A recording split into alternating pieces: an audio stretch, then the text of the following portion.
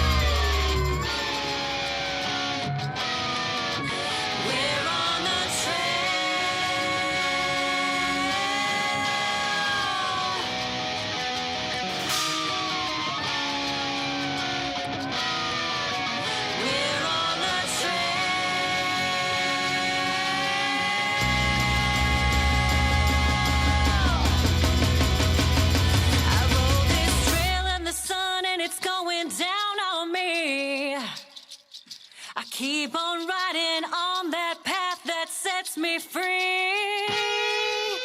Was I good enough, hard and tough to get me home? I found my way and I walked my trail on my own. I walk this trail with the sun and it's rising in my eyes. I walk this trail and I see the sun, it's on the rise. Am I good enough, hard and tough in my bones? I see my path and I'm walking now on my own. We're on the trail. We're on the trail. We're on the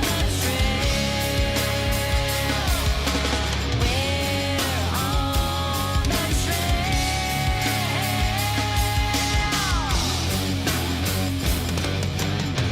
I saw my path and I walked it now on my own.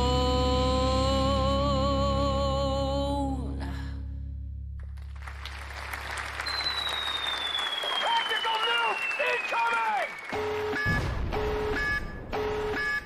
Hell yeah, Outlaw Radio Nation. I have to. Two good songs to start off the show. Who was that first band? I think I heard them before. That was the Black Roses. That was my band. Oh my gosh. That was the best thing. That was my ex-girlfriend talking in the beginning of the song. She didn't sing, she just was talking? Just talking. I caught her on video and played that little segment with the intro. Was that a surprise to her when she heard it? Yeah. Or did you tell her you were going to do that? After we broke up, she demanded royalties for me using it. I don't believe. I swear to God. Oh, no way. I swear.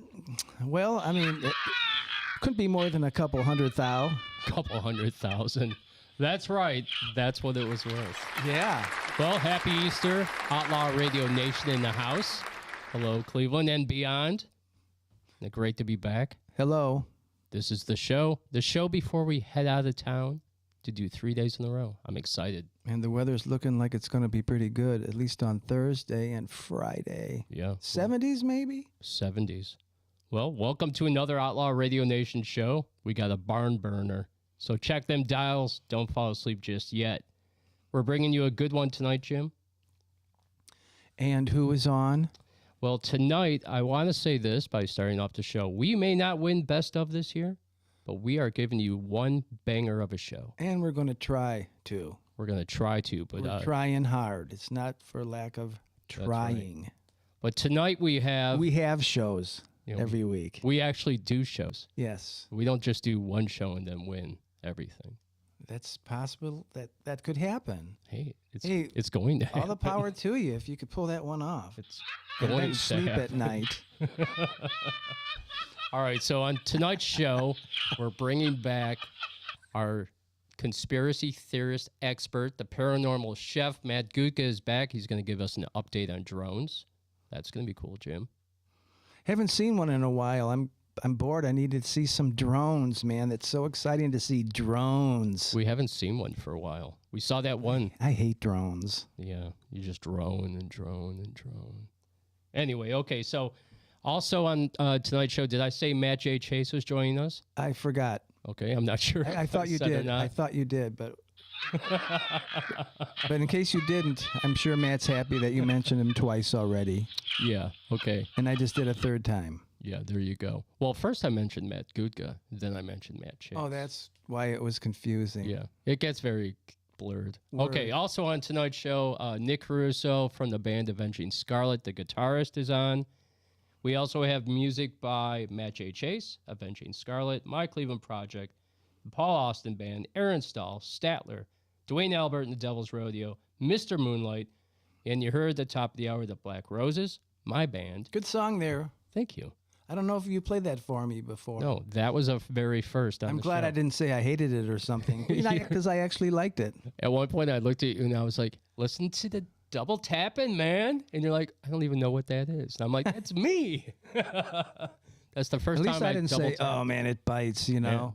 Hey, one thing you couldn't say is it wasn't off time. No, the bass player is excellent bass player. Good job on that one. And, you know, I liked LSD, too. I did. Yeah, LSD is very cool. No lie. That song, The I'm not Trail, kidding. They're a hard rock band, borderline metal, and they put out that song, The Trail, and it has a southern rock vibe to it. You know, they won the top 5 with that song. Well, they In our deserved top it 5. then. Yeah, Outlaw top 5. Yes. All right, so that's what we have on the show tonight. So also, another cool thing, today is 420 on Easter. So with that in mind, I'm going to tell you a little story about LSD. Okay. That's going to be very cool. Try to say it. What is it? What is LSD? I Good wrote it luck. down. That's mean to ask how to pronounce that word. I've known that word for 50 years and still can't pronounce it. I wrote it down, and I'm going to try to do it. Okay. I've only practiced it a couple times, but I'm going to slaughter it. Okay, good. Okay, good.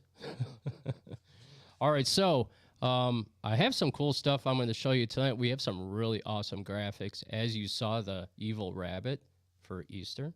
So there's going to be a whole bunch of cool graphics. I worked on it all week. I'm excited to show you guys.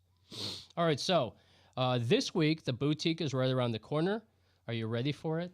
I am. All right, that's happening at 676 North Main Street in beautiful Wellington, Ohio, just off Route 58. 3 days of Outlaw Radio from 12 to 2. Nothing but great music, food, vendors, friends. We hope to see all our listeners there. If you're going southbound on 58, it's on your left, and you can't miss it. There's an intersecting road to your left, and it's right there. Yeah, it's just a little shop. We are going to take the whole parking lot and then some to put on a little festival. It's going to be a good time. You'll probably see all the people there. Is a good clue. Yeah. Especially if it's going to be nice weather. Well, I hope so. All right, so we talked about the best of scene 2025. Go out and vote for your favorites, or just vote for yourself like everyone else does. I'm writing in Stutz Bearcat for best activist. His post today was awesome. Yeah, I missed it. Yeah, they I'm wrote, actually they wrote probably a happy song I about missed it. Trump. Oh. Half of it was vulgarity. It's probably awesome. Barn Awesome. burner. Does it end with violence? No. Beating people? Okay, never mind. That's a political thing. And it's Easter. Jesus has risen. To put that on Easter, I guess I don't know. Yeah, I'm sorry. All right, so Good job. Dark Echoes Paranormal Show. Are you a fan of all things mysterious and supernatural, Jim? All things plus. Do you find yourself drawn to the unexplained and the unknown? Unknown to the unknown. To the unknown. If so, then Dark Echoes Paranormal is the show for you.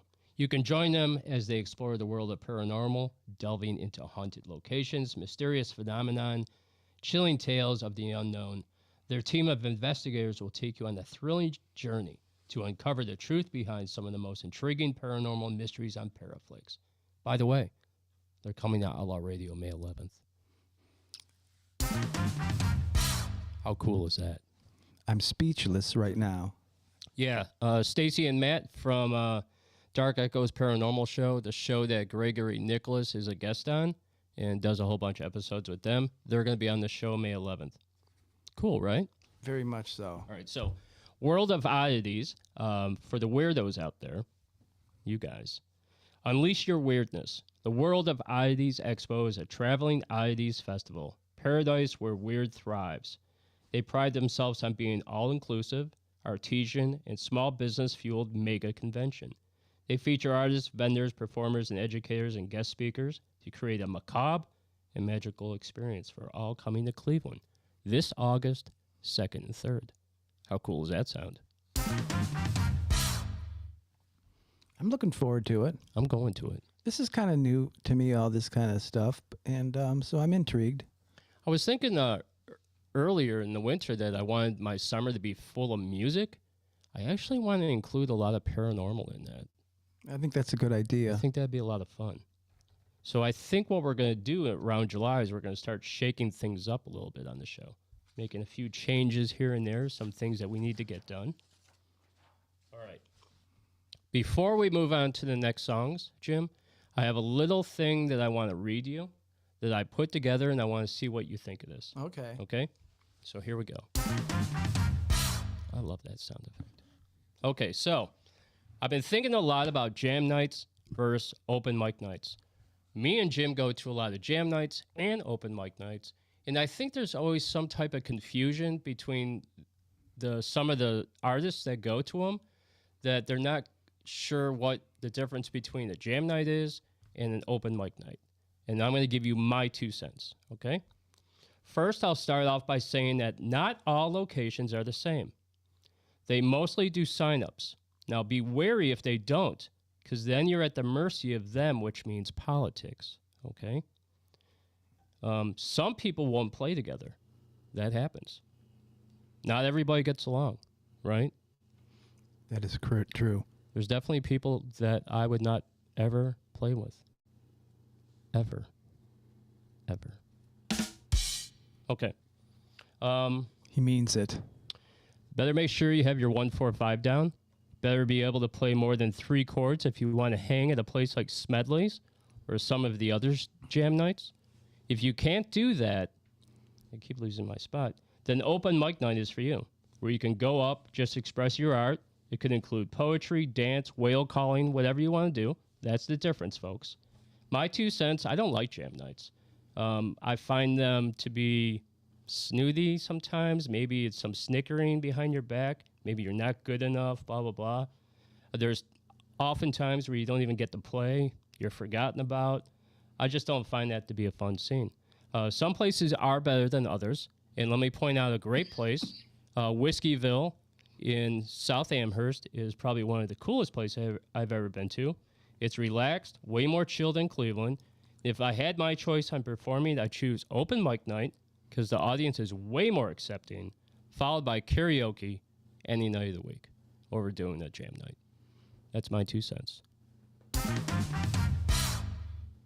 What do you think? I could throw in a penny. Throw in a penny. Let's hear it. Yeah, jam nights don't always work out as well as you would hope that they would work out.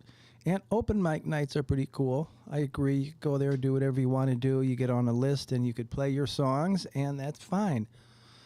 I don't know. Maybe it's because I can't play very well, but I go to these jam nights, and I get on the list, and about 4 times in the past 6 weeks. They don't even, hey, Jim, go get your guitar. And I went to go get my guitar, and then I'm sitting there all night. I don't even get up. But he told me to get my guitar. I've been to at least 3 or 4 jam nights with you that sucked. Not the jam night itself, but just the experience of it. I'm not going to say where. I'm just going to say that I've had a few experiences. And open mic nights, I like that because it's skill levels of all areas, and everybody's very accepting. Maybe because you're a beginner or even advanced musicians. You know, we've heard some really good music at Secret Vortex, and that's an open mic. And then there's not so good either, of course, but you take the good with the bad, and you give everybody credit, and you say, good job, you know? Perform like that at Smedley's, man. You'd be in trouble, Sit down and learn how to play that thing. Before you dare come in here again. Get a guitar pick. No more of this finger flapping stuff on the strings. I hate that shit. Happy Easter, I swore.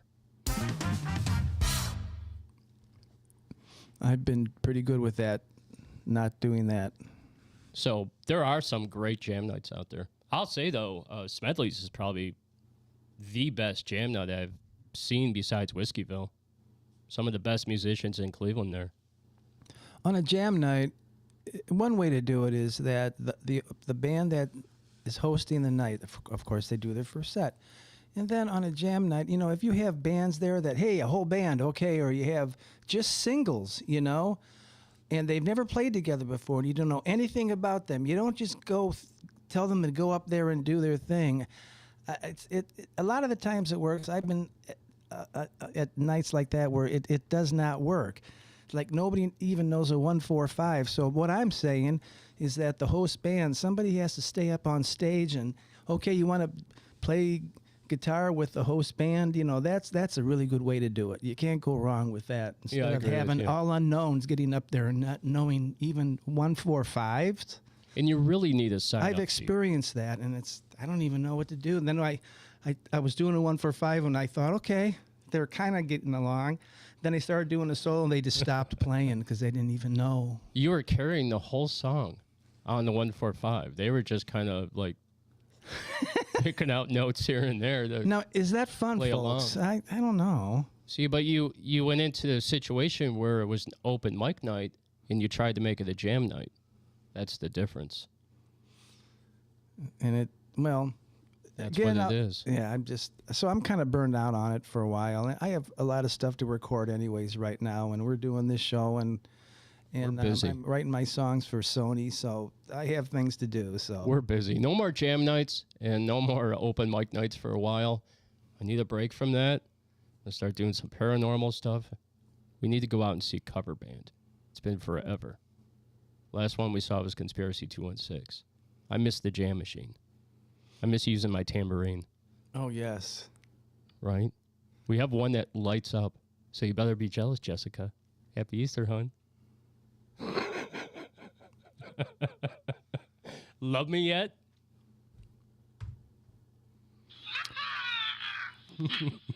All right, so we're going to play some music, guys. Next up, we have Stadler. Stadler, Too Many Cigarettes, Not Enough Beer, followed by another great song. It's a little bit of a thing going here with the songs. Dwayne Albert, Gonna Get Drunk. Hi, this is Jeff James, And this is Mr. Moonlight. and you're listening to Outlaw Radio.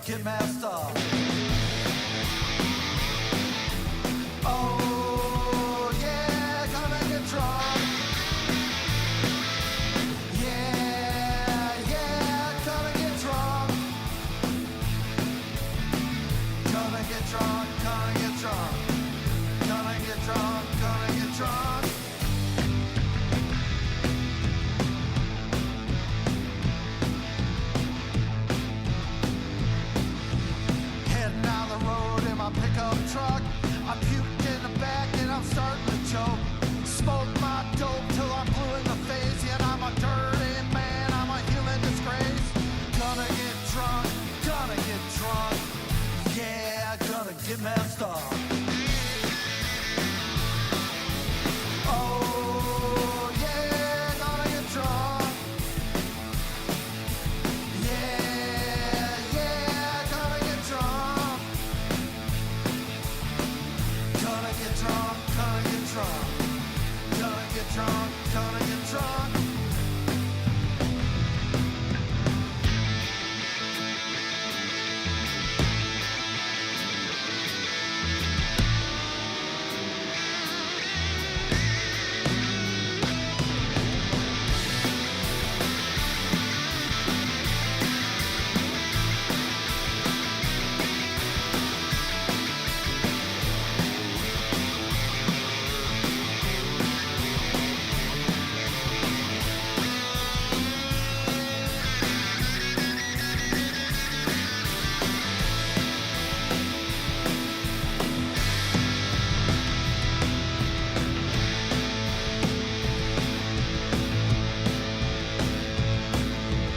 Loading up my weed, I'm gonna head down south. I think this time I'm gonna really cash out.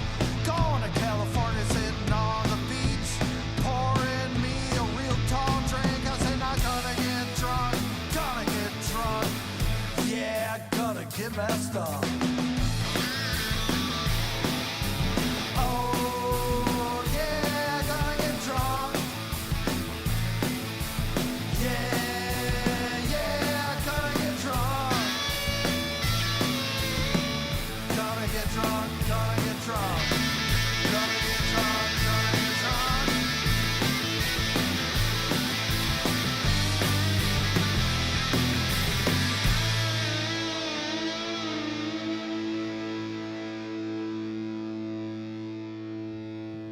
Hi, this is Jeff James, And this is Mr. Moonlight. and you're listening to Outlaw Radio.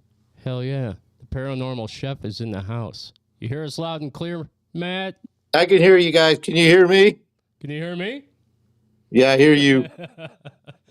Welcome to our Easter show, Matt, and the 420 420. 420. 420. Blaze it up, you bunnies. Awesome. Yeah, are you blazing up? Blazing up over there, Mr. Sobriety? Yeah, Doing no. well. How Yes. long now? A year and a half. No, Fantastic. sorry, a year and a month. A year and a month sober. And this guy used to be a huge party animal. Yep, I Did knew you him. prefer beer or liquor? everything. Oh, everything. It was didn't matter? everything. Yeah. I knew Everything. You when. I knew you when. Yes, You back top in it the off- day. You Back top in it the off day. with brandy. Yeah. She I was used to drink good. Brandy. Hey, man, I had good times at Redstone. Yes, Great times. We'll have to do an episode one time where we talk about Redstone. we should. Such a- We should. Such a great place. Cleveland needs to know what it was like. We need Redstone back. All right, so here we go. Matt, I have a little bit of an intro that I want to do, and then I'm going to turn it over to you, okay? Okay. All right, so this is the drone updates. I put a few things together that I want to share. So in March, two former defense officials who helped spur major efforts during previous congressional sessions to drive government transparency on unidentified anomalous phenomenon, UAPs, returned to the Hill last week for closed-door discussions with several lawmakers about the issue and emerging challenges associated with drones. And you know who was part of that. And they're also going to be doing another one very soon. Yes. Okay. A new documentary came out, The Age of Disclosure, claims the U.S. government has covered up evidence of extraterrestrial activity in a program to replicate recovered UFO technology for 8 decades. True. UFO expert says Trump's declassification could expose possible cover-up spanning decades, if it ever happens. I don't think he'll do it either. It'll be the whistleblowers because I think they already got to him. Yeah, and I think it's going to be just like we had said before. They're just going to come. Yeah. The aliens are just going to be like, all right, that's time. We gave you enough time. You didn't expose it, so here we go.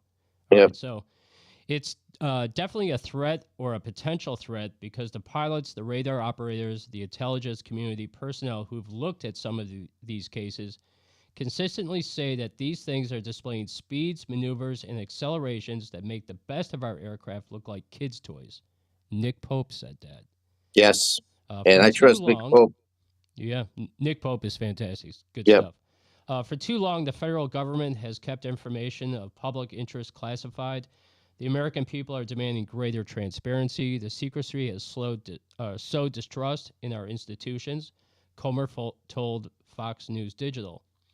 Now, Representative Luna, who sits on the House Oversight Committee, she's also a Republican, is committed to shining a light on the truth and ending the era of secrecy. Comer said it's time to let the sunlight in and finally provide answers the American public has long demanded on both sides, Democrat Yes. and Republican and Independent. Yep. Luna Schumer made remarks to that.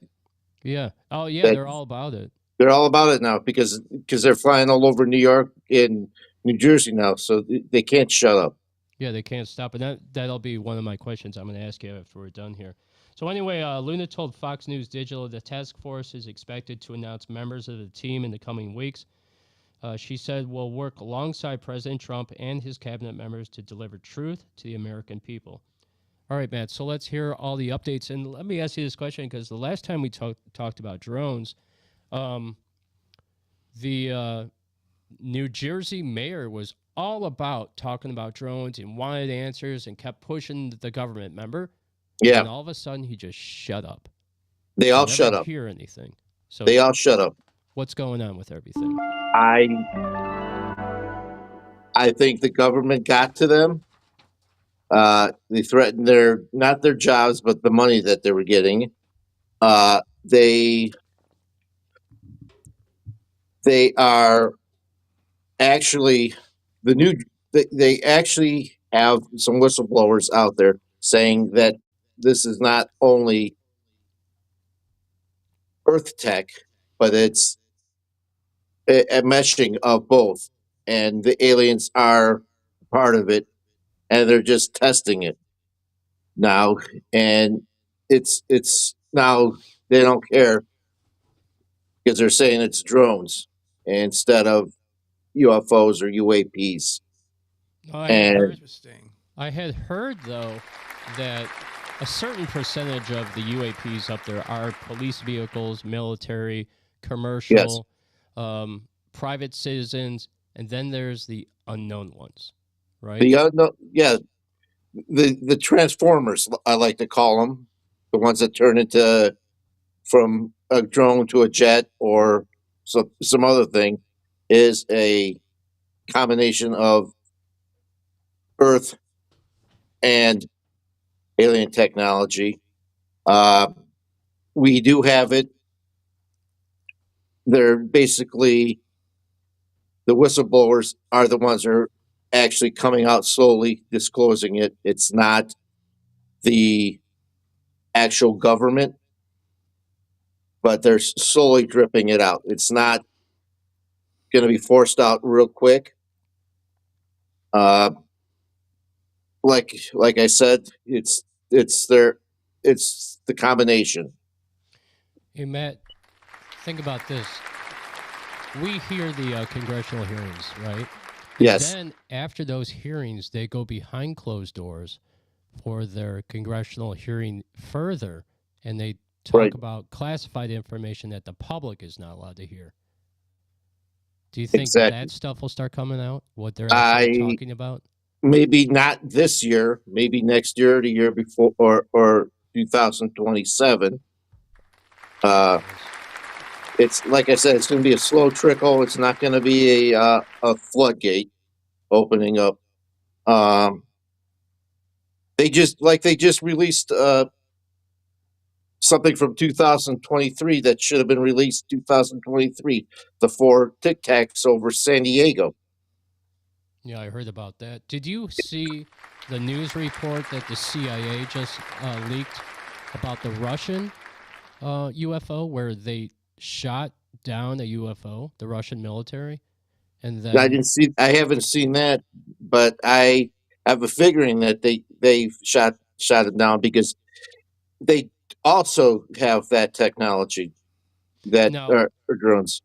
Now check this out. I had heard that there was after that shoot down of the in Russia, I had heard that all nations got together and they were like told, don't shoot at these things. Stop Well, shooting at them.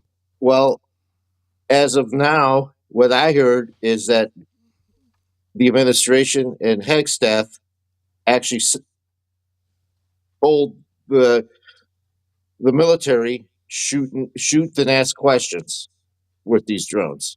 This is what I heard about a week ago. I don't know if it's true, but I heard it from one of the whistleblowers. Now, is it true that they're going to be having a another congressional hearing about the drones, or not just the drones? Just all alien technology. Alien technology, UFOs. There is a new coordinated effort with the new guys in the block, like Elizondo, Krisher is his name, Mellon, that they're actually rebooting everything, and they're pushing the other guys away, and they're going to do their own narrative on this stuff. It's going to be more nuts and bolts, less alien, less whatever you want to say. Whitley Strieberg, Linda Moulton Howe kind of got people, but I have a feeling it's gonna. They are gonna have another congressional hearing.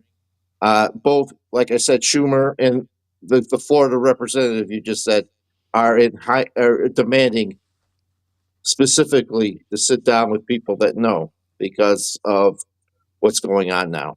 They've had drones all over the place, over Wright-Patterson again, over the naval base in San Diego, over Oregon in restricted space there, And Alaska. It's all of our nuclear arsenal, right? Yes, they said there actually was one over the. I don't know if you guys ever heard of the HARP project in Alaska. Yeah, HARP. There was several of them over there. They said there was one in over Okinawa, the naval base over in the Philippines. The German, I can't think of the German base right now, but the German base, Rendlesham, Reglersburg or something yes, like that. yeah, Rendlesham again, the one that was in the 80s. They said they were flying over there again. I mean, it's a world phenomenon now. It's everywhere. Yeah. Hey, Matt, did you hear the news the other day? And everybody's talking about this, Jim. This is really crazy. And I watched this all week long. I watched some other cool stuff too, but I watched this all week. Did you see the guy that was talking about technology, that the United States government actually slowed down technology in the 70s and 80s? They slowed it down because they didn't want it to speed up to the point where they're at now, that they have and had the ability for decades now to manipulate time and space. That's what I've been reading too. Through That's portals, interesting. Yes. Stargates. Yep. They can go to different dimensions, man. I knew the government was able to do this. They can't go back in time, but they can go forward in time. Forward in time, and I heard they can jump a timeline. They basically go from like a timeline right now. We're on one's timeline, but in the future there could be 5 timelines, 10 timelines, 20 timelines, 1,000 timelines, and they can go through each one of them. Infinite timelines. Universe. That's Yep. right. And so they actually came out with this, Jim, somebody associated through the White House, and then there was another person, like maybe don't quote me on this, but definitely a government agency. And they said, yeah, that they can manipulate time and space. And then the next shows I started seeing on like Redacted, because that's what I like to watch, they're talking about time travel and how it's possible and how they've been able to do this for decades now. And they're also Hey. talking about CERN. CERN. Yes. Whistleblowers are coming forward talking about There's they're opening portals. portals. The whole idea. And Isn't that crazy? Like wormholes kind of thing. Wormholes. There you go. Yeah, wormholes. Stargates. Yep. And they Mackinac was another one of those things. Was all about not only telepathy, but portholes and stuff in one of the areas. Mackinac is a little place in Long Island that's like basically a hidden CIA base that they're doing all this crazy shit in. Time travel, telepathy, remote viewing, astral projections. Yeah. What were you gonna say, Jim? How do we not know about this happening with these hidden places? I mean, Elon is finding out all kinds of stuff. I thought by now with all these agencies and whatever non-governmental things, you think they would have come across one that funded something like this, but I haven't heard anything about that yet. It's the secret societies. It's the deep state. It's the military complex. The military complex controls a whole lot of stuff in this country, and I don't care if you're the world. Who's paying for it? How come we can't pinpoint that? We're pinpointing it because Well, I haven't heard anything yet. That's all my point was. What do you think about? It's the $2,000 toilet. It's the $5 million jackhammer. It's the all that up pricing of everything. Let me answer the question, Jim. You know where it is? It's in like Skunk Works in these dark projects. So what they're doing is the Pentagon gets so much money. And if you remember going years and years back, do you remember the Pentagon that couldn't account for like trillions of dollars, millions and millions of dollars, billions of dollars? Forever. A lot of that money is going into these black projects. Well, you still should be able to figure some of that out, or there should be a whistleblower or something by now. Elon Musk isn't touching it because he wants part of the government's money for all his projects. So SpaceX. He's corrupt and not being honest with us now. I don't know if I believe that. Well, I think maybe people are above. He's above board for certain things, but I don't believe anybody like him or anybody. Really. Look what happened this week with what is it? Amazon's rocket, Bezos' rocket. Oh yeah, it was all faked out. It looks more like a candy rocket. Yeah, it was all faked out. It looks like that was all faked out. That's one way to say it. Bezos wants government money. Yeah, that's right. Yeah. Well, Matt, how dare you? They're all female astronauts now. Katy Perry went to the moon. Did you see the landing when they opened the door when they when they couldn't open the door? That's great. Yeah. Yeah. I could hold my breath that long almost. Yeah.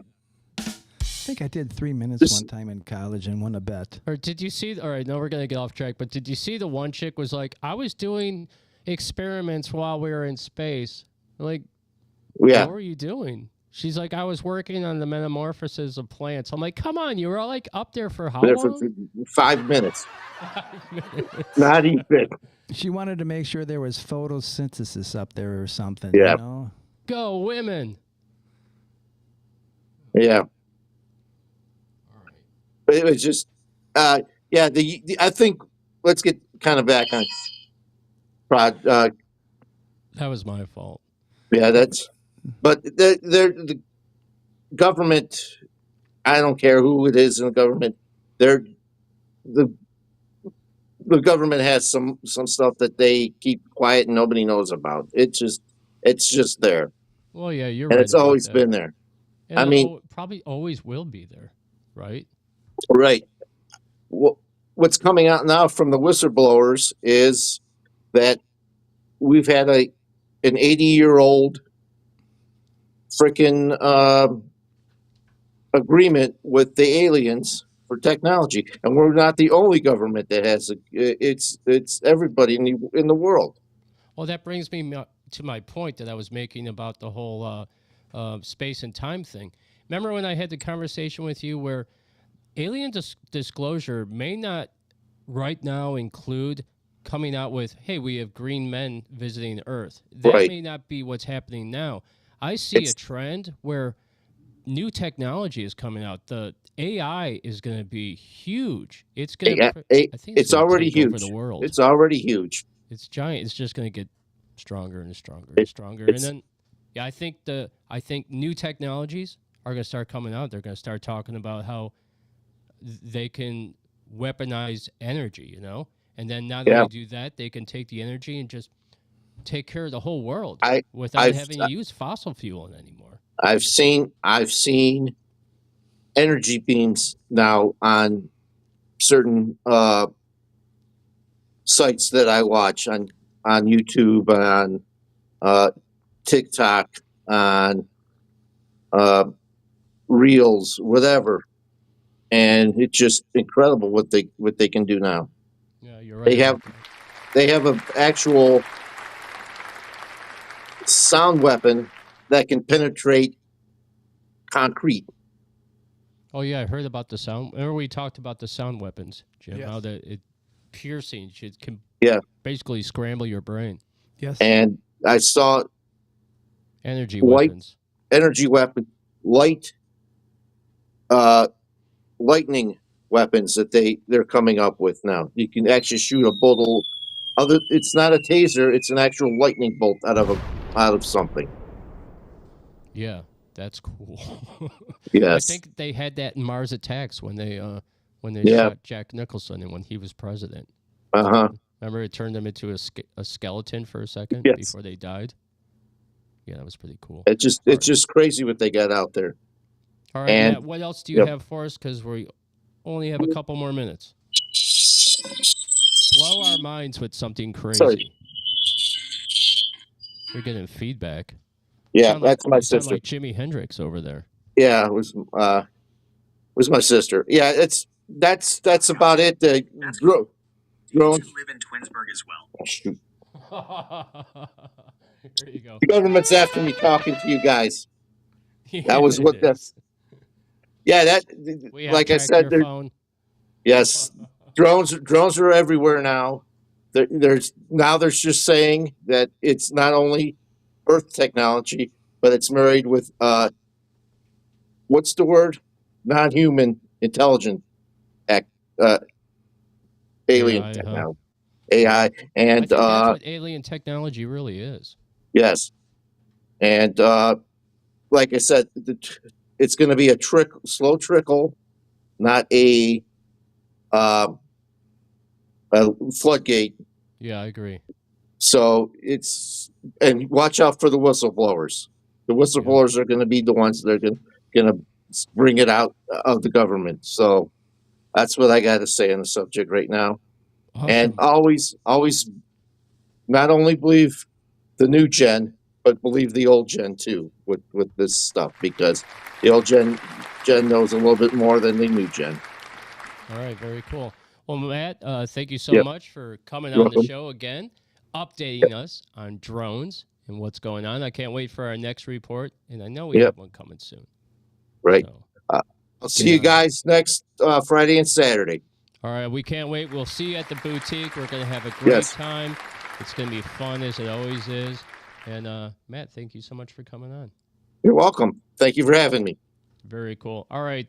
Rock on. Been Matt Gutka, our paranormal chef. You have a fantastic evening. You too. And enjoy the rest of the show. Yep, All right, I Jim, will. this is My Cleveland Project with Foot Stomping.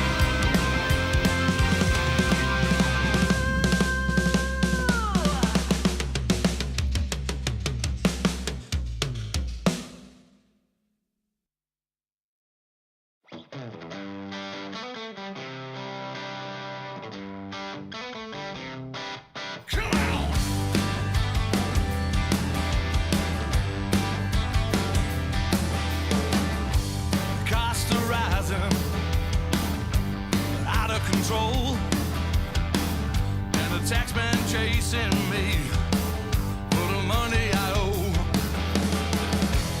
Ain't no chance for a man with a wife and a family. Gotta work himself to the bone just to help him get it free. There ain't nothing to be proud of in a land of plenty. Yeah, nothing to be proud of.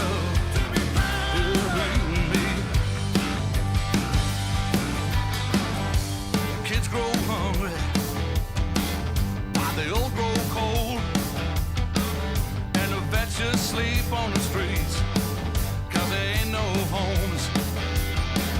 But we give you money to wage a war on a foreign land, so you can hold your head since your country took a stand. There ain't nothing to be proud of in a land of plenty.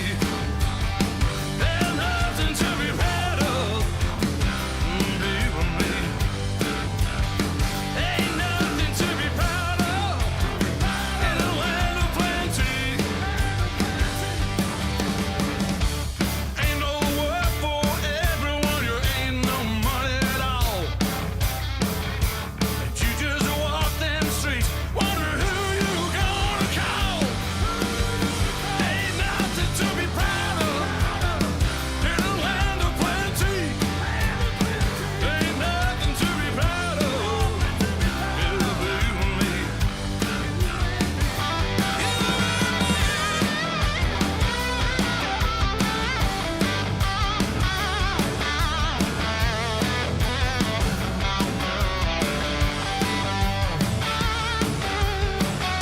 Nothing to be proud of, yeah, for you and me. Nothing to be proud of, yeah, I wanna be free. Ain't nothing to be proud of, yeah, for you and me. Can we really hold our heads high? Can't you see? Ain't nothing to be proud of, for you and me. Ain't nothing to be proud of. We heard Yeah, can't you see? Hi, this is Jeff James, And this is Mr. Moonlight. and you're listening to Outlaw Radio. Yeah. Hell yeah. I see a good guy right there, Right on time. Matt J. Chase. Hey, All right, you hear me all right? I hear you great. All right, Matt, I have a little introduction for you, as always, okay? You got it. I Sit put back a lot and of relax. work into this one. This will just be a minute. All right, so country 5 rock minutes. is a music genre. All right, Jim, I got you, buddy. I'm trying to be funny tonight. Yeah, he is. He's like the lead guitar player stepping on my vocals. Right. And I'm enjoying every minute of it. All right, so country rock is a music genre that fuses rock and roll and country. It was developed by rock musicians who began to record country-flavored records in the late 1960s and early 70s. Ohio has a significant history in country rock music. In the 70s, groups like Pure Prairie League, formed in Ohio, gained both critical and commercial success with their country rock sound. The band's music was acclaimed for its blend of country and rock influences. Ohio's country rock scene contributed to the broader development of country rock genre, which gained prominence in the 70s with artists like the Eagles and Linda Ronstadt. Outside its handful of stars, country rock's greatest significance was in artists in the genres, including the band, the Grateful Dead, Creedence Clearwater Revival, the Rolling Stones, and George Harrison's solo work. It also played part in the development of Southern rock, which also largely derived from blues rock, had a distinct Southern sound, and it paved its way for the parts of alternative country movement. Today, we welcome back to the show our friend, country rock artist on the rise, Matt J. Chase. Hey, happy Sunday, happy Easter, happy 420, happy beautiful Sunday in Ohio, huh? Thank Was you. Yes, I agree. beautiful. And spread the cheer. It was fantastic. And earlier today, tell our audience you had a show, and where was that at? Oh, what a killer show. Amazing stage, amazing people. The venue was so cool. It was called the Bring Your Lungs Festival in Oberlin, Ohio on 420, of course. And what an awesome, I got to meet Dan Burt from Chumbawamba. He was playing acoustic guitar up there by himself. It was cool to see that. He played We Get Knocked Down. You know, he changed the words. Instead of I Get Knocked Down, he goes, I want you guys to scream, We Get Knocked Down. So it was really cool. Got to hang out with him. Cool.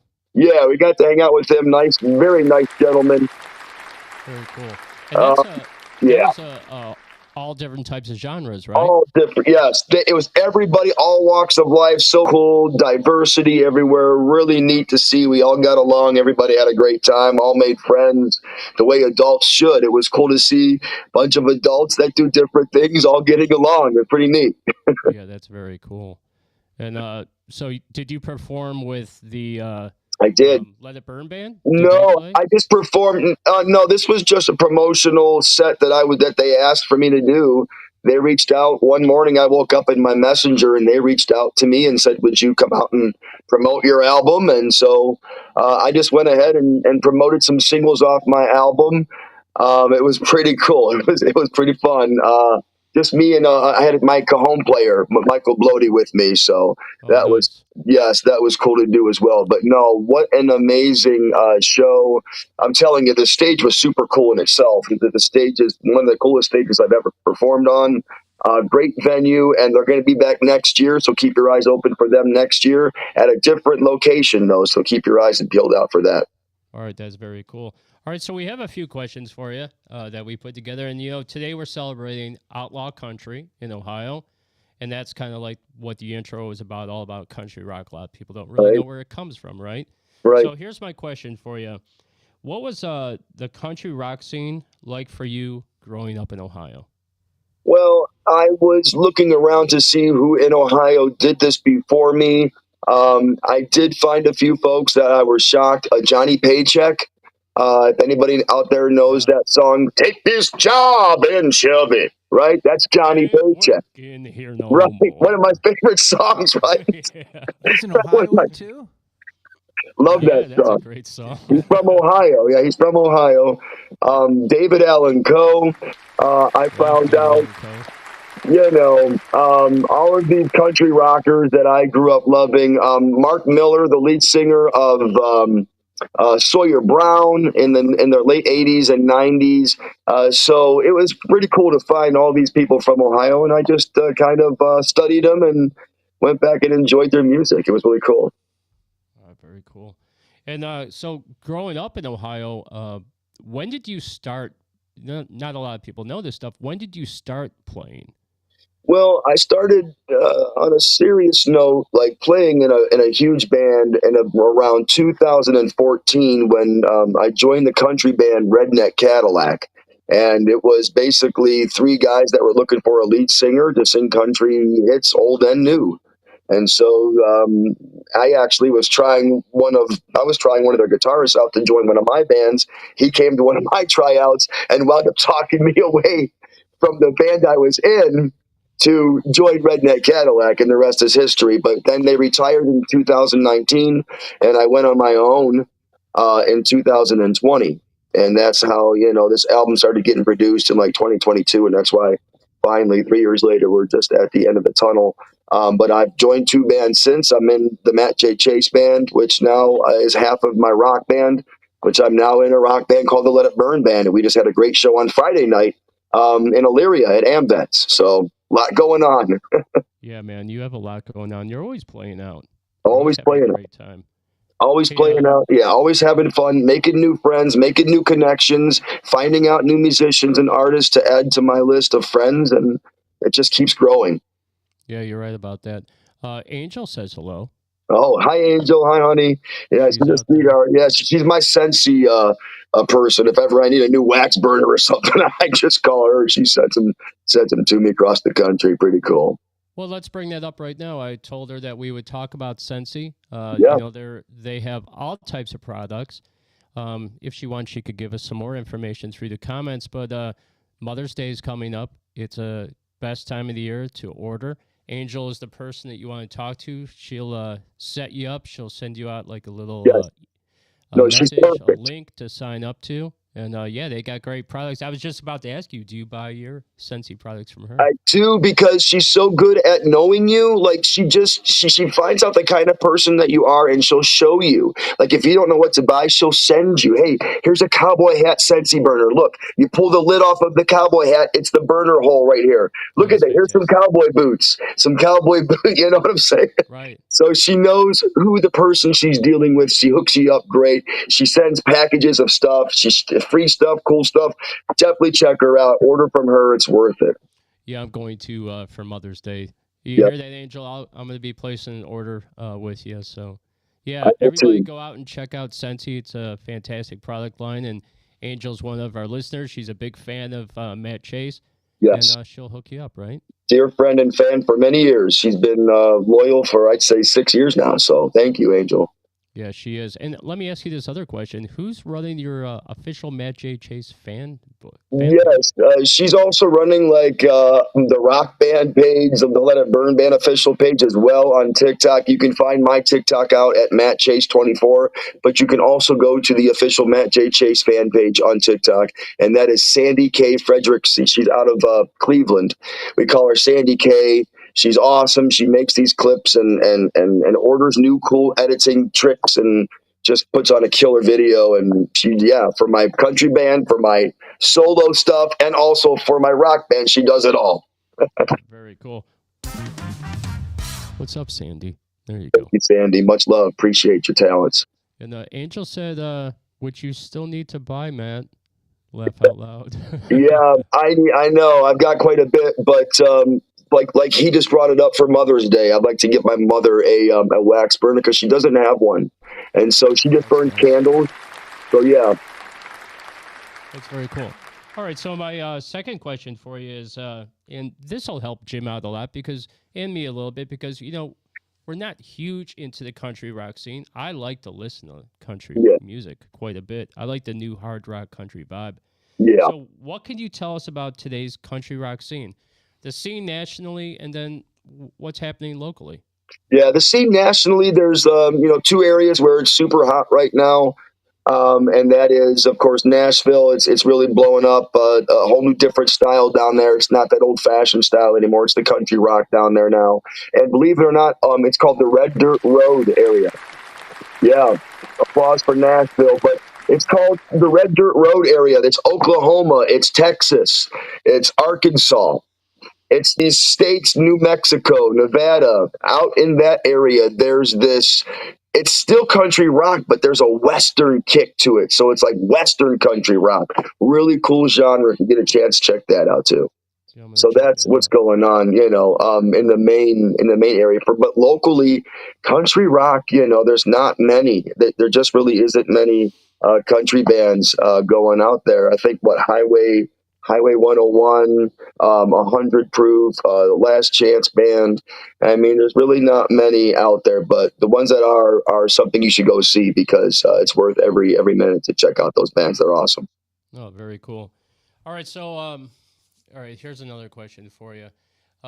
So the country rock scene, are you a Clevelander, or you're from Grafton, correct? Yeah, I'm a suburb of Cleveland, right? But like when you're dealing with a lot of fans all over the world, the best thing to say is, "Hey, you know where Cleveland is? I'm 12 minutes away." So that's how I kind of affiliate myself, just to give people an idea where I live.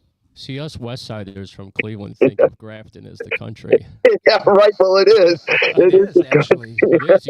It's rural area. So it's like Olmsted Township and LaGrange. Yep. It is. It's very rural. Yes, it's very rural, which I love. But it's also not so rural to where I don't have access to like the highway to get on. To get to Strongsville or Cleveland or You're right about that.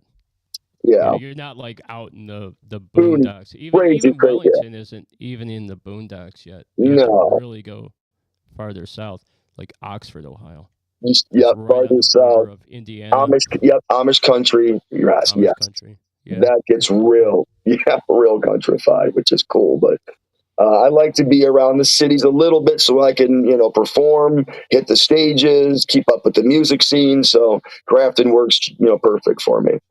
Yeah, well, you're everywhere. That's the one thing me and Jim always talk about all the time. Like, that guy works a lot. Yeah, a lot. But it's fun and it keeps me sane, and music is my drug. Oh, very cool. All right, so last question for you, and then I'll turn it over to Jim because I think he might have something for you. All right. So what does your summer calendar look like?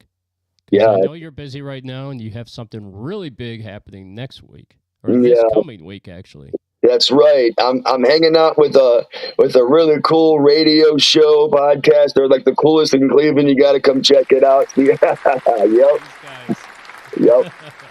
It's an awesome show. Come out and check because you get to meet them live. You get to meet them live and the artists that they promote. It is the Outlaw Radio Show. It's going to be at the Boutique Fest in Wellington on April 25th, right? And 26th all weekend. Yeah. Come down to check this out.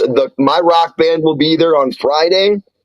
First act goes on at 2. I know Jim Bellinger's going to be there. Mr. Moonlight himself is going to be there performing. Check that out for sure. And come hang out and party with us Friday, right? Why not? Yeah, I can't wait. It's going to be a fantastic lineup. All 3 days is going to be good. There's going to be food trucks there. There's going to be vendors there. So much fun. Those are the coolest people. Yes. And Matt J. Chase will be performing with his band, the Let It Burn Band. Correct. I believe it's 4 to 6 p.m. Correct. Friday. And then Birdo's band goes on headlines, and they're going to blow. It's going to be an awesome night. Every act up there is going to impress, and also a high energy type of act. I mean, just to listen to Mr. Moonlight, when you hear Mr. Moonlight perform, and he does his own originals, listen to his lyrics very closely. They're deep and very profound, and you definitely will love it, I promise. Kaleidoscope Girl. Not bad, yes. Yeah, Yes, I remember. Yes, that's a Yes. right. My Kaleidoscope Girl. Yeah, so let me say it correctly. 2 p.m. is Alex Hefner. 3 p.m. is this guy right here, Mr. Moonlight, followed by the Let It Burn Band at 4. And at 6 o'clock, headlining that evening is Birdo with the Tullamore Pew. Or the Tullamore 2. Yeah, Is right. it 2 or 3 at this point? 2. Well, you know what? You know what? It is going to be 3 because a little birdie told me that he did have some guy, his Ed, a bass player, the guy named Ed, another guy named Ed, is going to be. Ed. Yeah. He's not the Ed. He's another Ed. Oh, Right. But that's good news. He's going to have a bass player there, so it'll be the 3 again. So that's good news. Yeah. Very cool. Any questions? Well, I just wanted to say, I wanted to ask a question. Basically, I write songs. You write songs. Yeah. There's a million different ways to write a song. You could just do a 4 or 5 note riff and just start with basically a riff. And there's a million of them out there. Or you could listen to a song that you like and you go, I really like that song and I like the way the verse is, so I'm going to play the bass part and do that verse. But what I do is I write a different song around that, so you never know that it would be from any other particular band or musician or something. So and again, you could come up with an idea in your sleep. But do you have any particular song that you wrote that just blew you away? How in the heck did I do that? Wanted Sign, a song called Wanted Sign I wrote. It's outlaw country. It's a song about an outlaw who just comes into town with blood on his hands, and he steps off the stagecoach and he's looking around and he's walking through past the saloon. He sees the hangman's noose. He's looking for water. He's thirsty. And he sees his wanted sign.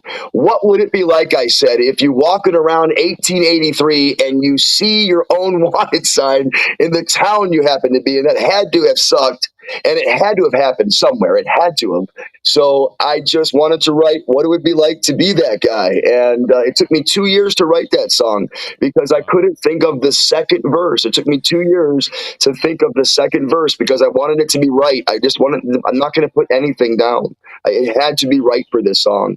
So it just came to me. I was making a grilled cheese sandwich in my boxer shorts at midnight. And the song just came to me. True story. The second verse. So I scribble it down. That's It's funny how you fantastic. could come up with an idea just instantaneously, and then you're Yes. doing good, and then you can't come up with And that then it just third or goes, yep.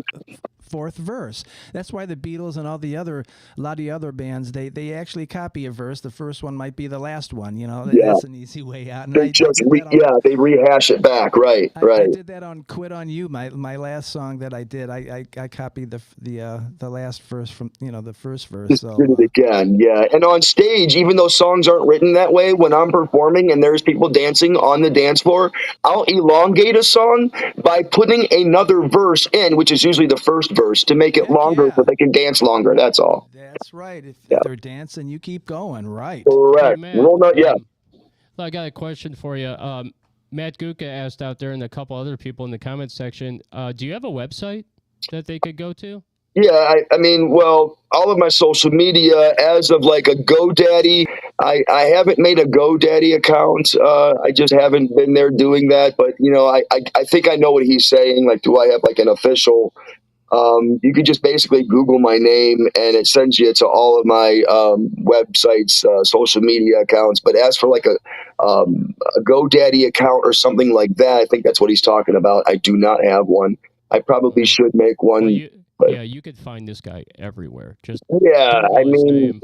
Matt J. Chase. Just Google it. You'll find all his shows and Yes. everything he's doing. Hey, we're at that point where we're gonna introduce a brand new song that you have. It's not brand new, but it's been out for a little bit. And this song is possibly going to be our state song, Jim, which is very cool. We're pushing for you, Matt. Yeah, I've got people also who know the people down in Columbus who actually have contacts, and they're pushing it as well. So I've got many irons in this fire. All right, very cool. Can you give us a brief introduction of the song, and then we'll play it? Yeah, the song's called Come to Ohio. It's basically a song about long distance relationships and internet type of dating. It happened, I wrote it a long time ago, I'd say 12 years ago when Skype was popular. And I saw my buddy Skyping his girlfriend from Texas. That's really how it all kind of hit my head. Was he was Skyping his girlfriend. He never met her personally. They were dating for like 2 years and I just said, how do you do this? How do you date somebody through a screen every night? And so I drove home and the words just fell right into my head. And it's called Come to Ohio, about a guy who misses his girlfriend and is basically begging her on the telephone to just come to Ohio, please. I really want to like physically be able to hug you, touch you, kiss you, instead of just having this long distance relationship. So. Very cool. Well, this is one of me and Jim's favorite songs by you. That's right. It's produced very well. Yes. The singing is great. All the guitar work is fantastic. Robert Roth is the producer. Amazing. Robert Roth in California and LA. Amazing. Yes. Thank you. Wonderful job he did on that. Yeah. No doubt. No All right, doubt. well, this is Matt J. Chase. This is the song Come to Ohio. Thank you so much for coming on, Matt. You have a Thank you. fantastic evening. God bless you, brother. See you Friday. God bless. See you Friday.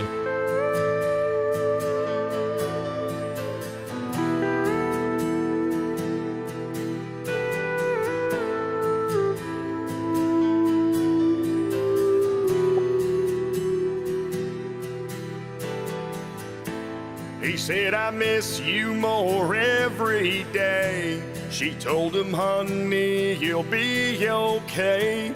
He said, I can't live without you. She told him, honey, you have to. His hand was shaking on the telephone. They were together but so alone. She hated hearing his voice like that. Then he spoke up with all he had. Oh, why don't you come to Ohio? She said, I'd love to, but I don't know. He said, I just don't want to touch you. This life alone's hard to get through. Can't seem to tell if I'm up or down. I'd like to hold what I have found. These pictures that you're sending me, well, I'm just worried that's all they'll be. So he tried again with a lump in his throat. Oh, why don't you come to Ohio? She heard him sigh, so she did say, I never knew love could be this way. I've been wishing that you could be near. I wanna feel you, but you're not here. I go to work and come home again. Oh, wait for your call every night and then. Every night when I lay my head, I cry 'cause you're not with me in bed. His voice was raspy, but here's what he said. Oh, why don't you come to Ohio? She said, I'd love to, but I don't know. He said, I just don't want to touch you. This life alone's hard to get through. Why don't you come to Ohio? I'd like to hold what I have found. These pictures that are yours sending me. Well, I'm just worried that's all they'll be. So why don't you come to Ohio? Whoa, whoa.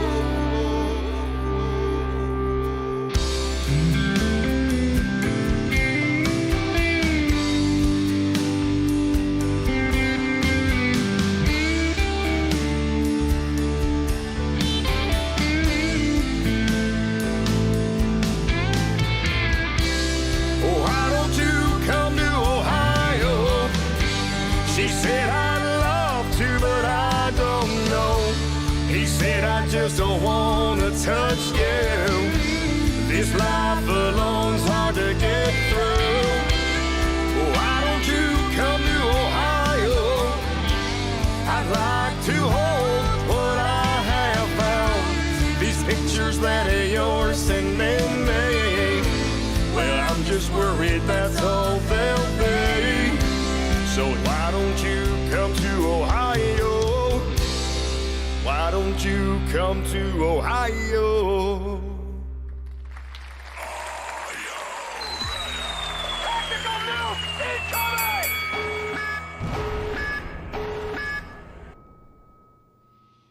My. Hello, Mr. Caruso. Can you hear me? Hi, Nick. Hello, how are you? I'm fantastic. Mr. Nick Caruso of Avenging Scarlet, the guitar player, is with Glad us to be this here. evening. And you can see this Glad up here. I'm sure you noticed it. Your Oh, yeah. shirt. Yes, sirree. Hell, I dig the backdrop, man. It looks fantastic. Hey, cool, man. We have a Really logo dig it. we have a logo that's coming soon, and it'll be up there shortly, probably sometime after the boutique. I've been dragging my feet on it. Well, we've been so It'll be a busy great doing show. other stuff. Are you drinking a Arizona tea? I'm drinking a Mick Ultra. Oh, okay. It looked a lot like my Arizona tea right here. When I look, I see green. I'm like, are we drinking the same thing? That'd be weird, wouldn't it? Yeah, it would be strange. Kind Although- of scary does in happen. a way. Yeah. Yeah, a little shit does bit. that. Shit does that. All right, Nick. So what do you fellas up to, man? What's the good word, man? Good word, man. We're having a fantastic evening. It's Easter and it's 420. Right? You're Holidays are ahead of colliding, us. right? Everything is coming together. Like a Yes, puzzle. holidays are colliding, bro. Yes, they are. There's a reason for everything here. 420 Easter, That's right. colliding. Right. To be honest with you, I totally forgot it was even 420. I didn't even know it was Easter until a couple days ago. Someone's like, "Oh, you're doing your show on Easter?" I'm like, "Oh yeah, it's Easter." Yeah, right. Yeah. Well, You I'm were more focused on 420. yeah. Well, I do that every day. Right. Every day is Every 420. day. Every day is Right, Jim? 420 for you. Right on. Yeah. Right on. Almost. All right, so here we go, Nick. I have a little All right. introduction for you that I put together yeah. just for you. I do it for all our guests, but I have a special one for you. Wait 'Cause till you hear it. It's your first time on the show and long overdue, right? We're popping the cherry tonight, fellas. I've known you for like a year and a half now, I think. Right. I'm glad to this be here, man. This is the very first time, so all right, here we go. All right. Rock and roll is a genre of popular music that emerged in the United States during the 1940s and early 50s, blending African-American music like rhythm and blues with country music. It's characterized by a strong, danceable beat, simple melodies, and lyrics often reflecting your culture and rebellion. Alan Freed's introduction to the Moondog Show was used by Ian Hunter in the opening song of Cleveland Rocks. Freed tells the audience that rock and roll is a river of music, which has absorbed many streams: rhythm and blues, jazz, ragtime, country songs, cowboy songs, folk songs. All have contributed greatly to the big beat. From the thunderous drums of Brian Yackley to the rock and overdrive solos of Nick Caruso, the groovy bass lines of Ed Thunning, and the soulful yet raspy vocals of Emily, Avenging Scarlet is a force to be reckoned with. Please welcome to the show, for the first time, long overdue, Nick Caruso of Avenging Scarlet. Glad to be here, fellas. Glad to be here. Right, excellent. Glad to be here. All right, so here we go. Question excited about the questions? I am excited about the questions, yes. Why don't you read the first question, Jim? You never do it. Let's see Come on, here. Jim, do it up. Okay, Nick. Right there. What was the music scene like for you coming up in your early days as a rock powerhouse? Oh, it was, you know what? It's so different now because powerhouse. It's so different nowadays. You know, when we first started out, we had to kind of fight to get gigs, and we had to sell tickets. If you remember, we played like Peabody's or all those clubs in Lakewood. We had to sell tickets, and you had to buy the tickets yourself, and then you had to sell the tickets, and you got a certain percentage of the ticket price or a certain percentage of the bar and the tickets. So it was difficult, you know, as an original artist, writing your own music. You know, it's a hard scene when you start off trying to get people to listen to what you're doing. I'm sure as well, you know, if you play cover music, you know, you play in a cover band. It's so much. I shouldn't say it's easier, but the audience is very different. They're more receptive because they know the music, you know. But when you're trying to bring your music out and let people hear what you've got to say musically, it's really difficult. So in the early days, trying to get people to come to your show and trying to sell them a fucking ticket for $10 was pretty goddamn hard. Still pretty hard. But, you know, it is still pretty fun. It's pretty goddamn hard. But we did it, you know, we did it like as much as we could. But it was always it was a struggle. It really was a struggle because, you know, nobody wants to take you seriously when you're first starting out, obviously. And well, in my case anyway. And until you build some kind of a repertoire or a footing or a rapport with clubs and fans, and it's just it was a struggle, but it was a good struggle because that journey, as you move forward in your musical career, it's not really about the journey. And then you get there and you say, you know, I played all these shows. I wanted to play these venues and play these shows. And when you do it, you're like, okay. But it was really about the getting there, you know. Yeah, very cool. Yeah, Michael. I hated selling tickets. Do you remember when you sold tickets where, like, if you sold a certain amount, you'd get $1 a ticket, and then if you sold more, you'd get $2 and then $3. Yes. But there was always a cap. They would never go past like $4 a ticket because then they'd be giving you some money, right? Right. And then we had to like come up with the money up front sometimes to buy the tickets ourselves. Yeah. Pay to play. A lot of that. Was that primarily the 90s you're talking about? Peabody's, man. Yeah, that was in the 90s and into the early 2000s for sure. I remember one time our band had the chance to open for Unwritten Law, and we wanted to be like the band that opened for them. So we bought like 300 of our own tickets and just gave them to friends. Yeah. Oh, and they gave us the spot opening for the band, but yeah, it was so stupid and thinking about it. I'm like, why? You paid to play, right? And yeah, we paid to play. Do, though, sometimes we would have to, like, if you wanted to play certain clubs, you'd have to rent the bar. You pay X amount for the sound man, the bartenders, and whatnot, and then try to get people to come in there and get your money back or lose your ass. So it was tough.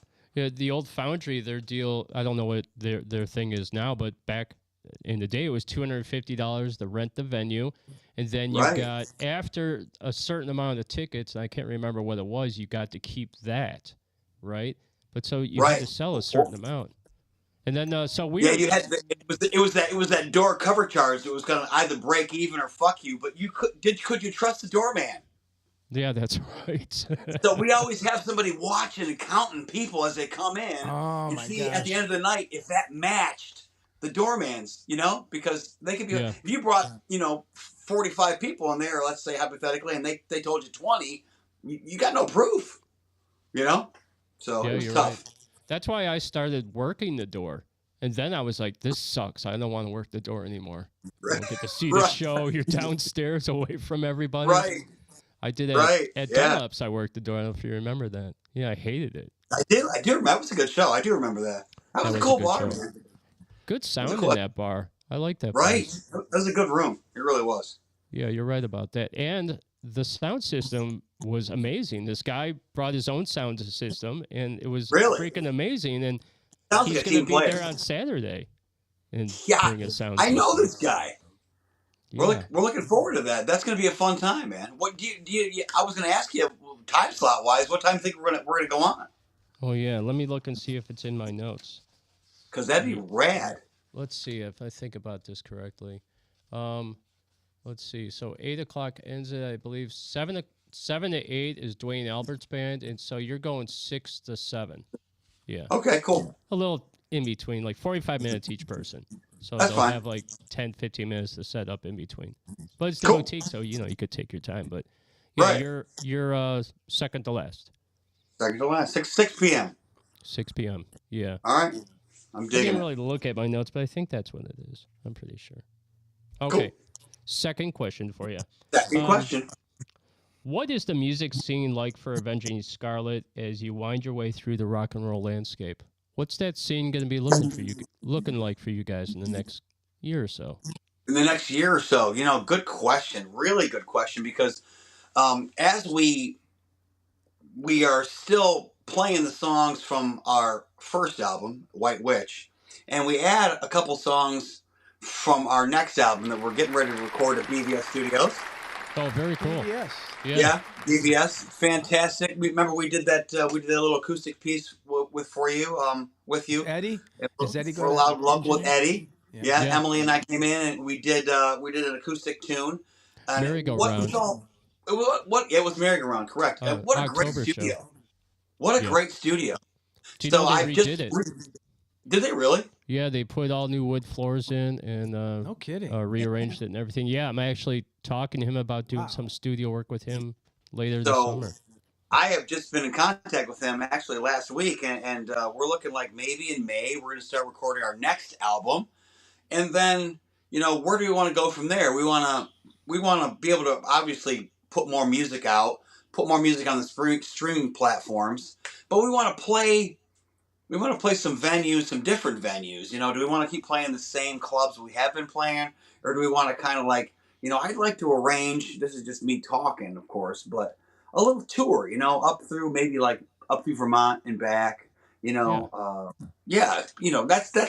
I have goals, the stuff that we haven't done. We haven't really gone out of Ohio. We haven't played out of the state. So, we've had the opportunity to play in Indiana, but it didn't work out. But we're just looking to kind of like spread out a little bit, record our second album, get that out on the platforms, and then try to play some venues that are maybe some bigger stages, some different venues, and kind of rub elbows with some different people. That's kind of the goal for this year, I think. The non-traditional venue route. I like that idea Right. a lot. The festivals and because, stuff like that. Festivals, like things like that, because you do the same thing over and over again. Well, let's mix it up, try some different spots. No more pay to play on the future, I imagine. I would, we're trying to get away from that. Sorry about that, folks. Yeah, don't want to like take don't a want to hike. do the whole pay to play thing. No, we don't want to do that. Not selling any tickets Do you mind either. playing to play? Yeah. Okay. Is $800 enough? The non-traditional stuff sounds really cool, like doing porch shows, doing backyard patios, doing patios at different locations. There's so many different things you could do, man. Have you ever seen the one chick that goes out in the country and just sets up on the roadside and just plays guitar with that drummer? Oh, it's amazing. They do it on Who is Instagram. this? Haven't seen that. I don't know what her name is, but she loops her guitar effects. Sometimes she used the trombone or the trumpet or different instruments. Like Really? she'll do like Whole Lot of Love, and they'll be on a farm, and right behind them will be like bulls walking back and forth. They'll play in the mountains. They'll play in the desert. You'll have to let me know who this person is so I can check it out. Yeah, you would love it. It's all like this rock and roll and psychedelic stuff. It's Like super Instagram cool. or something? Yeah, it's on Instagram. I've seen her a bunch of times. Yeah, they just went on tour, but yeah, there's so many different places you can play. And the other thing that's cool too is these community cabins. I've been looking into those, like What is that? Community cabins. Like there's like every city has one. So like the senior centers are sometimes attached to them. Like in my city in North Olmsted, they have a community cabin, and they rent it out for $150. No alcohol, but if you want to have a cop come in, you could do alcohol and food and stuff like that. But they a big stage, and it's a room with chairs and tables, and put on your own show. Wow, well, that's like a pop up little venue. You know, we gotta start. Right, cheaper.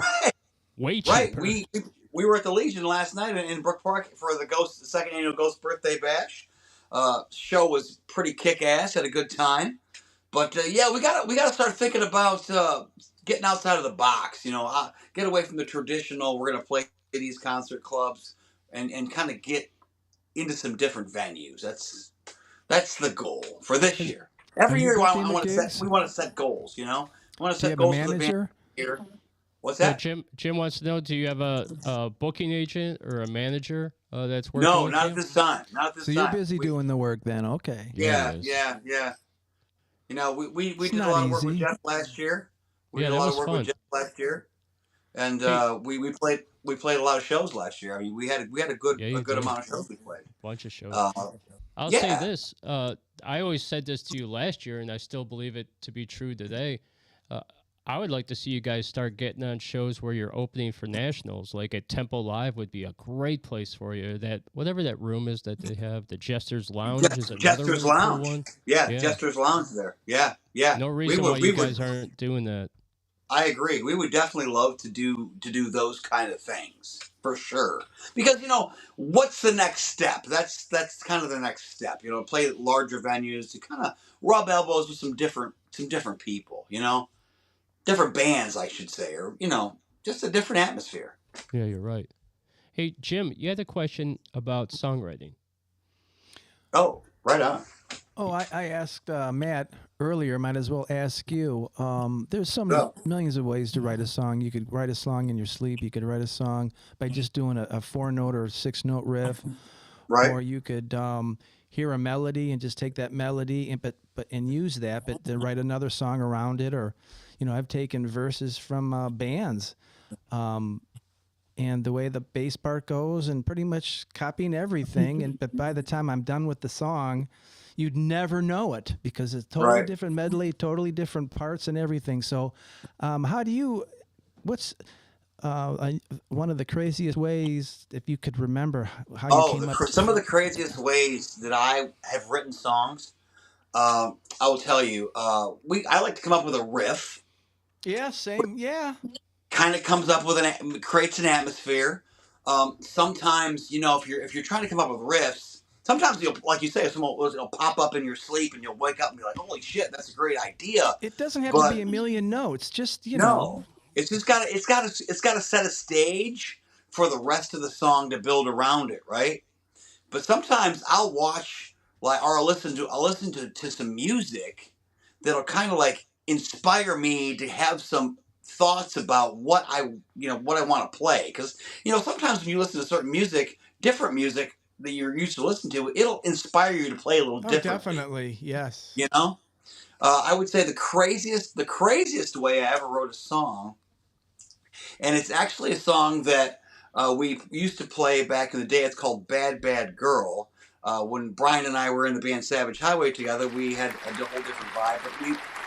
But we've been playing together for a long time. But I wrote the riff to that song to a stripper that I had seen in a movie. And as she was stripping on the pole there, it wasn't striptease, it was a different flick. I was playing to her movements. And then Okay, that's great. That's I was cool. playing to her Wow, movements. I and gotta do I was like, that. oh my God, this is the whole vibe. So I recorded it, and then that became Bad Bad Girl. Oh my So, gosh. yeah, Yeah, pretty we pretty did cool. Bad is good. We need to Right. get some more material from you. I only have 2 of your songs. I need to get more. Oh, really? I'll have to Yeah. send you some. Yeah, Dropbox it or whatever. Yeah, I also want to For hear sure. played on the show. I'm not sure if Jim knows it, but the song "Let It Go" is a great song. I love that song. Actually, Emily and I were just talking about that song. Just Yeah, it's a literally great song. 35 minutes ago. All right, Nick, I have another question for you. So, All right. what does Avenging Scarlet have planned for this summer? I know you kind of talked about it a little bit. You're going to be in the studio. You're going to be doing Right. some non-traditional gigs, but I know next week you're at the boutique. Right. And then what Looking you forward have? to it. Do you have anything coming up after that, or are you going right into the studio? We're gonna play the boutique show next weekend, and then we're going right into the studio to start recording the second album. The idea is to hopefully, the first album's got 9 songs on it. We want to do another 9 or 10 song album. That's all you need. That'd be great, right? Yeah. That'd be great. Yeah. And then start, playing shows that are in support of that album. That's the plan. That's our goal for the year right now, is to get that album completed, which we should be able to, and then start playing some shows in support of that album, and then get it released on the streaming services and Spotify and all those platforms. Those are the goals for this year. And you have at this point. And you have a new bass player. Yes, we do. Ed Thunny, and I know you've met him. Not yet. You've met him at Jam Night, at Maybe Whiskey I the have. Whiskey Oh, Hill yeah. Jam Night. Okay. He you know what? Ed Thunny's a great guy. I consider him to be my friend.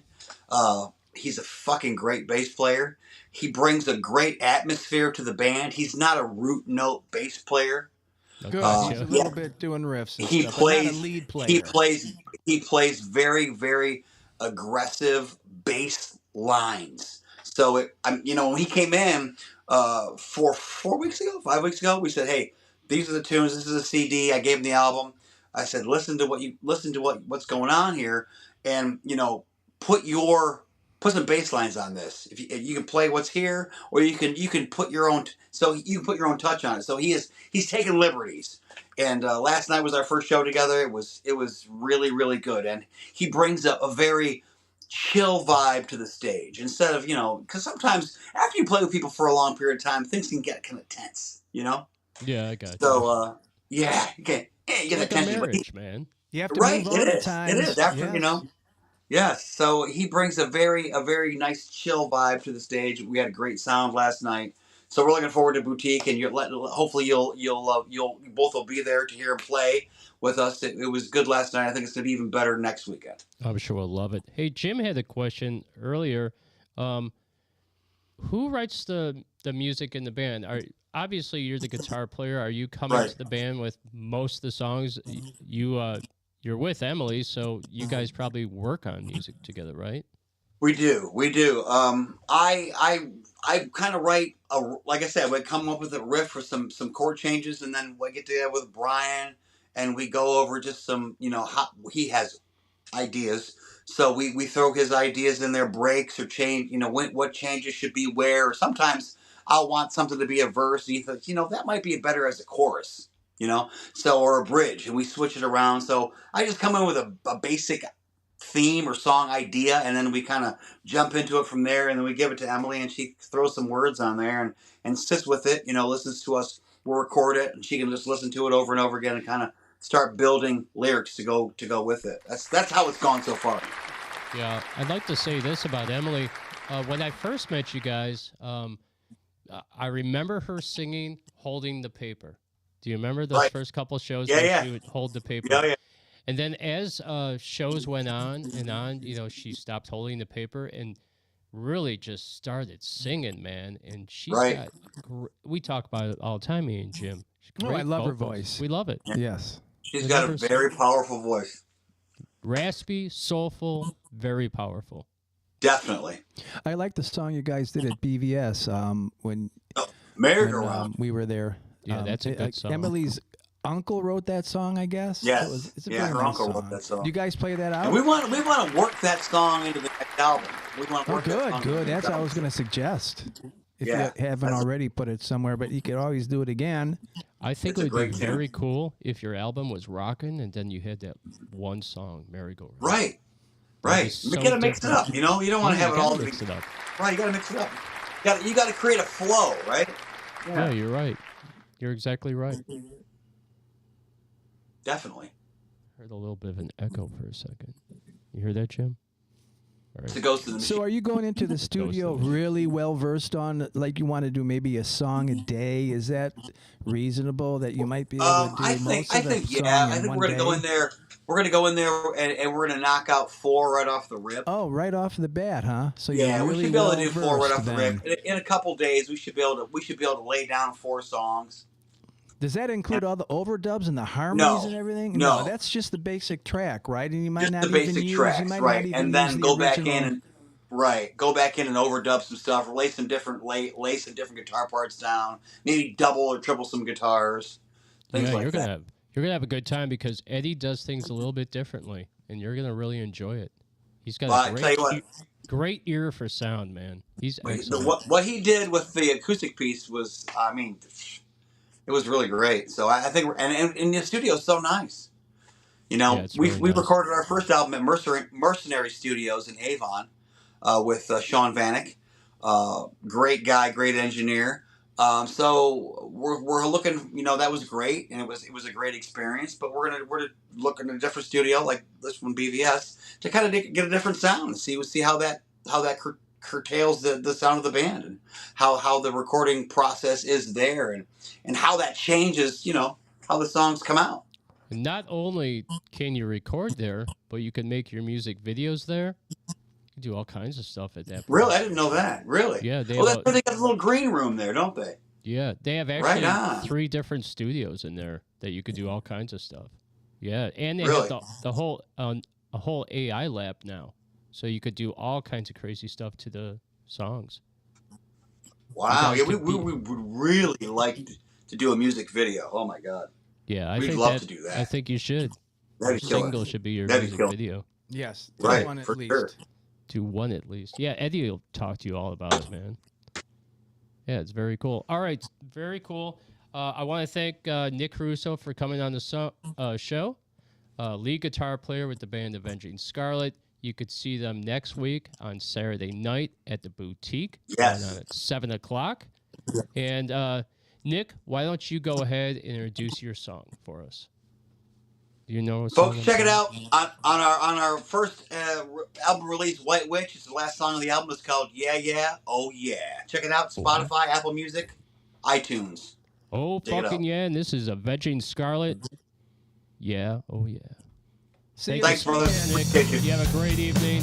Take care. God bless. You, bro. Happy Easter. Peace out. Happy Easter. Happy 420. Right on. Peace out.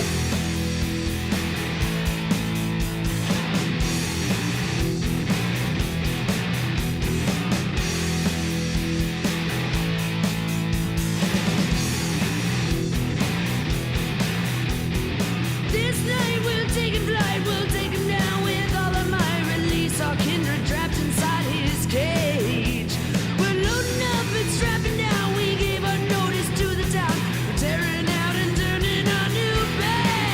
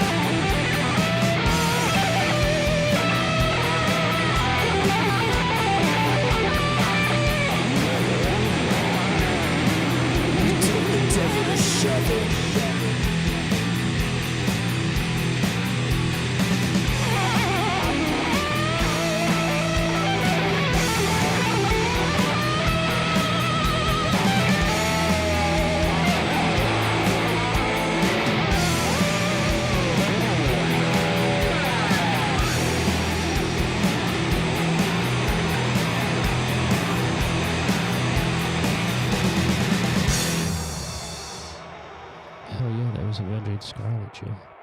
That was very hot. That was Hot hot. to touch. That is very good. Those little riffs at the end there were like ripping, and they really fit well. That's the important thing. I thought they were amazing. That was a great interview.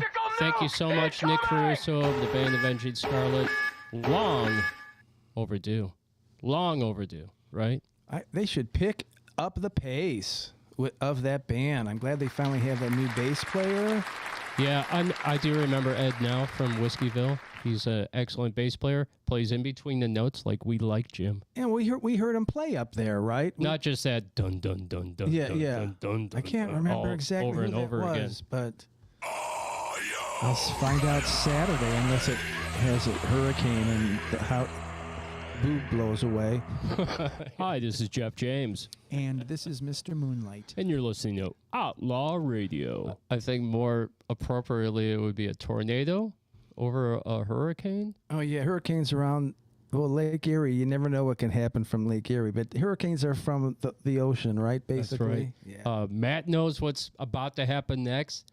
He said what's coming is the Shanaynay.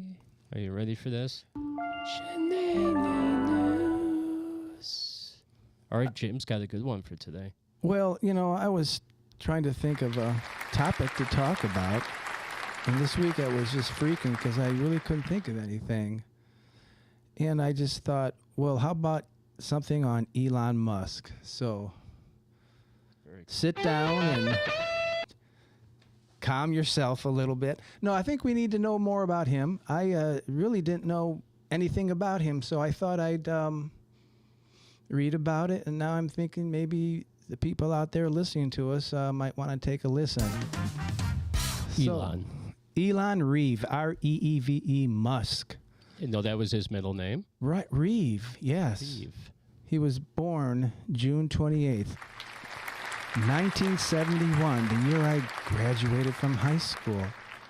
He is a businessman known for his leadership of Tesla. And interesting enough, I heard him talking last week. Everybody says Tesla, but he said Tesla. Isn't that interesting? Tesla. Well, anyways. He's also involved in SpaceX and X, formerly Twitter. Since 2025, he has been a senior advisor to United States President Donald Trump and the de facto head of the Department of Government Efficiency, D-O-G-E, Doge. Doge. Yes. Or as Rachel Madcow calls it, Doggy. Doggy, that's pretty clever there, Rachel. Gosh.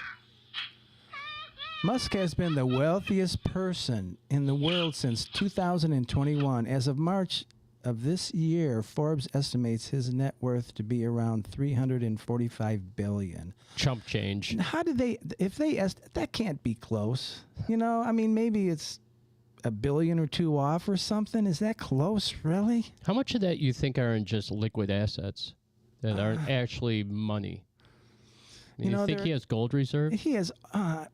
Yeah. How do they know everything that he has? Unless I guess he has his tax returns or something. Mm-hmm. I don't know. He was named the Time Magazine's Person of the Year. He was such a good boy, so liked just such a short time ago. What in the heck do you think happened? Well, anyways, we will continue.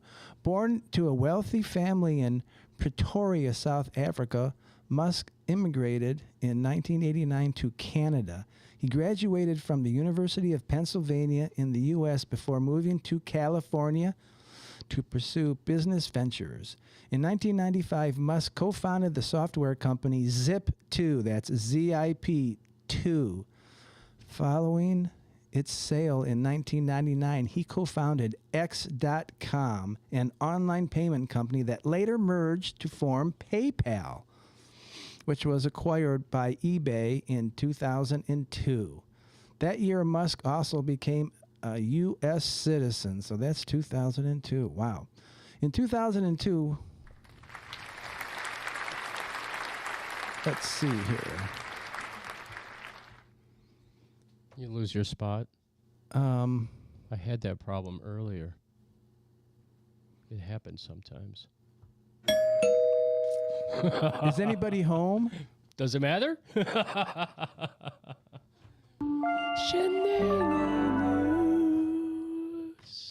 In July, Musk announced his intention to terminate the agreement. What agreement is that? I don't know because I'm lost. Asserting that Twitter has breached their agreement by refusing to crack down on spam bot accounts. That's definitely not what I wanted to read here. So thank you for this. It's just wonderful. You know, I was going to do the 2-parter and 3-parter on Elon Musk. So maybe we could continue this at a later time. And also, so I was going to say this. What do you think are the odds that he might run for president after Trump does? Well, he's not a U.S. citizen, so he could run all he wants, but he's going to just be running. Oh, really? Yeah. I didn't know that. He was born in South Africa, so certainly he cannot do that. And he actually came to Canada first. That was pretty interesting. Did you say that in the, intro? I think I might have. I just read. I don't remember. Anybody home? Doesn't matter. So he did not have a great life. His family was rich, but his parents were not the greatest. They got divorced, and his dad sent him to some school or something that was really kind of a school where you go to get her. I don't know. It was very strict, and he did not like it. When they got divorced, he decided to go with his dad, but he realized right off that was a bad choice. Was it a military academy? It was something where they kind of private school. They're really kind of tough on you. I can't wait to be more descriptive and give more details on that next week. Oh, I can't wait. The plot thickens, and we're talking about the next show that we have, and let me mention it. 427, we're calling it the Titans of Industry. Mark S. Berry, AMG Sony, worked with Billy Idol, Carly Simon, set up drums for Led Zeppelin. It's John Bonham. He's worked with Paul McCartney.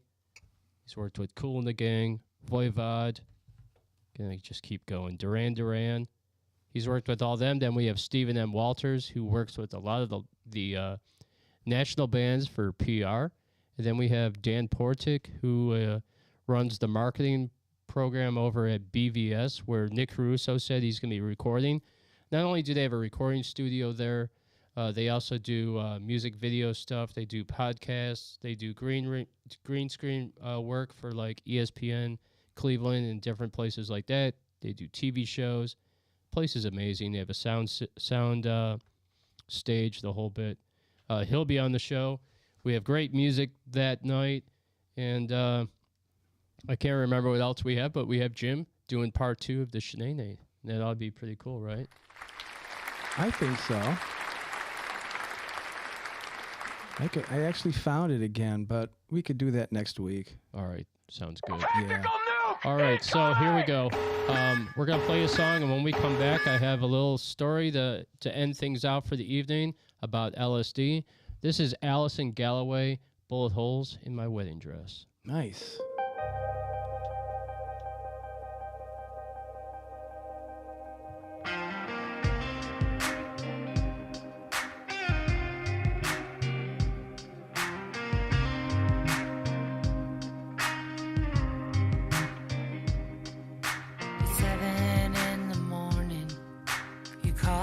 By surprise as I watched the cameras.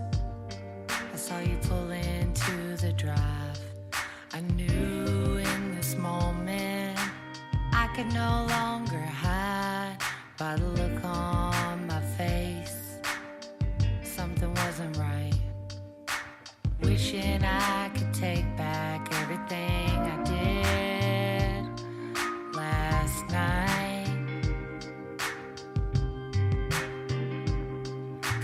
Blink of an eye, it changed my life. That's the morning when the shots rang off. The bullets started to fly, and I knew everything was lost. Now you're in jail, and he might be dead. The only thing that I have left are bullet holes in my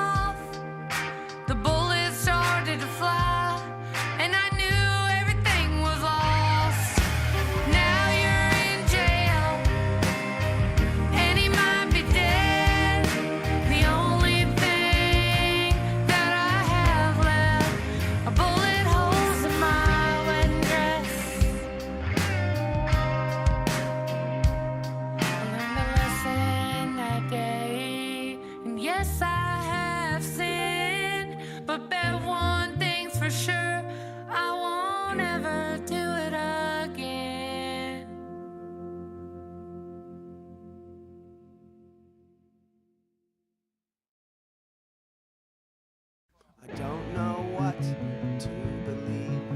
Nothing but strangers in town nowadays. Sure doesn't taste like mom's apple pie, like the old days. Somebody's gonna die. Is there a battle cry? It won't be you or I. I hope I'm on the side that wins. Give it the old college try. Get out the popcorn, watch them go by, like the old days. Somebody's gonna die. Is there a battle cry? It won't be you or I.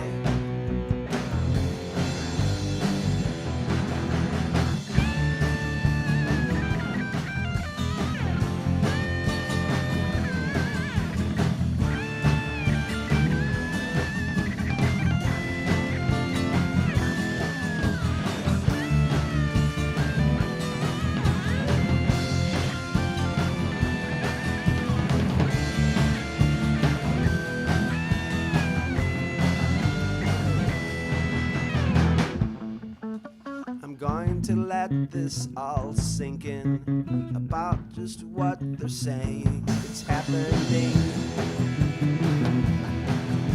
Just eating my popcorn, watching the U.S. crash and burn, like the old days. Somebody's gonna die. Is there a battle cry? Somebody's gonna die. It won't be you or I. Somebody's gonna die. Is there a battle cry? Somebody's gonna die.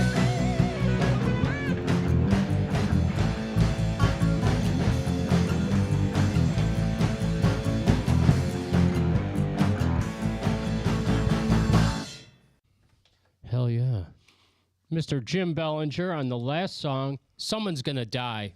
Somebody's gonna die. Somebody's gonna die. I was watching this one TV about 5 years ago when they had those Berkeley riots when Trump was president, maybe 19 or 20 or something like that. And they were just burning down Berkeley and going crazy. It was great. $2 billion worth of damage. Good job, guys. Well, anyways, I saw this one clip where this one lady was walking down, the road protesting with everybody, and she kind of looked at whoever took the picture or the video. She looked in the video and said, "Somebody's got to die." That was it. That's all it took. Very cool. That's what the song is about. Those protests by the college students in California, whoever else. So that's what inspired me to do that. So, And who else played on that song? Tom Dodak, good friend of mine. I was in a band with him way back. And the last century, actually. And he just kicked butt on that one. He was also on a song, I Can't Get You. He has the ripping guitar solo on that song, too. So everything kind of changed that day when he came over and we did those two songs. I don't know, it started clicking right after that, and I've wanted to bring him back, and I do have songs now that I'm written that I'm going to be recording this summer, and I definitely want him back. So good job, Tom Dodak. Good job, Dodak. Good job. Hey, while that song was playing, Matt Gutka said awesome tune. Janine Springs said, I thought it was Jim. Very really? cool tune. Well, we didn't announce it. Yeah, that's right. Did you really? See? We played two in a row, and they're starting to get used to your style of music. And Matt was like, this is fantastic. He loved it. Well, thank you.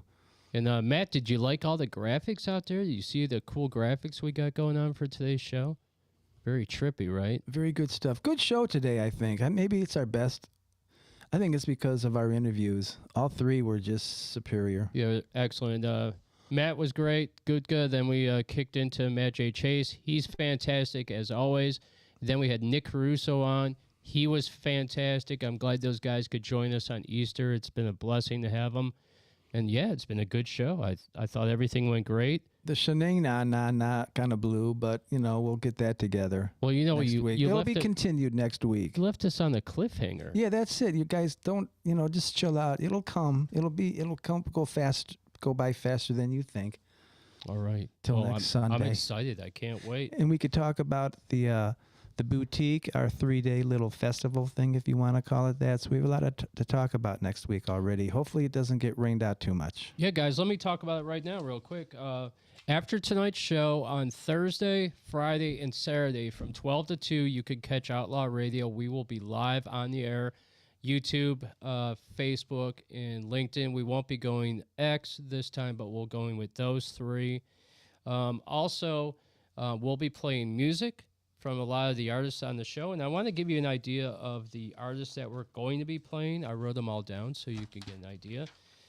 Through the 3 days, you're going to hear Matt J. Chase, Aaron Stahl, Mr. Moonlight, Kim J., Distant Sun Rising, Jay Jones, Allison Galloway, Avenging Scarlet, Oblivia, Dwayne Albert, Stadler, Eric Paul, Van Arlo, My Cleveland Project, Still in Darkness, Tom Matheny, Juke Johnson, Angelina Green, Voodoo Death Gun, James War, Jack's Revenge, Lovesick Drug, the Gene Reed Band with that song Ganja Tea, which is great, 51 Boneyard, Another Dead Rock Star, and the Schoolies.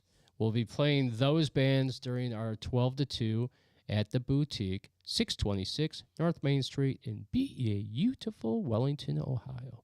The Boutique. That's where we will be. Thursday, Friday, Saturday. Then, Jim, we come back for our regular Sunday show. Yeah, we have a busy week coming up. Yes. So we are super excited. It's going to be a great week. I got to work on a set to do, or I might do different songs every 3 days, I think. Yeah, I'm excited to hear you play. It's been a minute since I heard you play. It's been a few months, right? I got to rehearse some songs, that's for sure. Yeah, you're definitely going to be working this week. It's going to be a good time. All right, guys, so I have a little story I put together. Since it is 420, I want to talk a little bit about LSD, what a long, strange trip it's been. And that came out in 1977 by the Grateful Dead. So here we go. Now you ready, Jim? I'm gonna do the big words. I'm ready. Try to pronounce correctly. Here we go, man. LSD, lysergic acid diethylamide. You did it. You did it. Diethylamide. That's a tough word. I'm not sure if that's pronounced correctly. I never could remember it. It's been 50 years. Maybe it's too much acid I did, though. It's harder to say I bet if you were on acid, you could say it perfectly. I bet you could. It's harder to say it when you're not on drugs.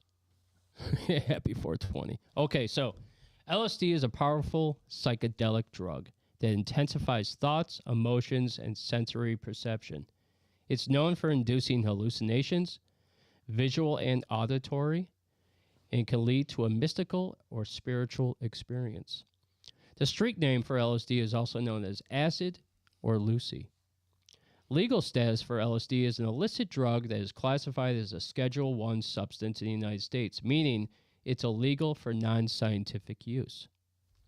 LSD is primarily used recreationally or for spiritual purposes, and currently has no approved uses in medicine. However, its potential for treating mental health disorders is being explored, with preliminary studies showing promising results for conditions like depression, anxiety, and alcoholism. Specifically, a meta-analysis indicated that a single dose of LSD may reduce alcohol consumption in individuals with alcoholism. LSD has been studied in context of drug dependence. LSD was banned due to its association with counterculture movement in the 1960s. Concerns about its potential for abuse and its perceived corrosive effects on societal values. But the British Army and our government tested it on willing and unwilling soldiers. Unknowing and unwilling. In the 1960s, Army intelligence expanded the arsenal's work on LSD, testing the drug as an enhanced interrogation technique in Europe and Asia. An Army psychiatrist spearheaded a Cold War project to test whether recreational drugs could be used in chemical attacks to disable the enemy.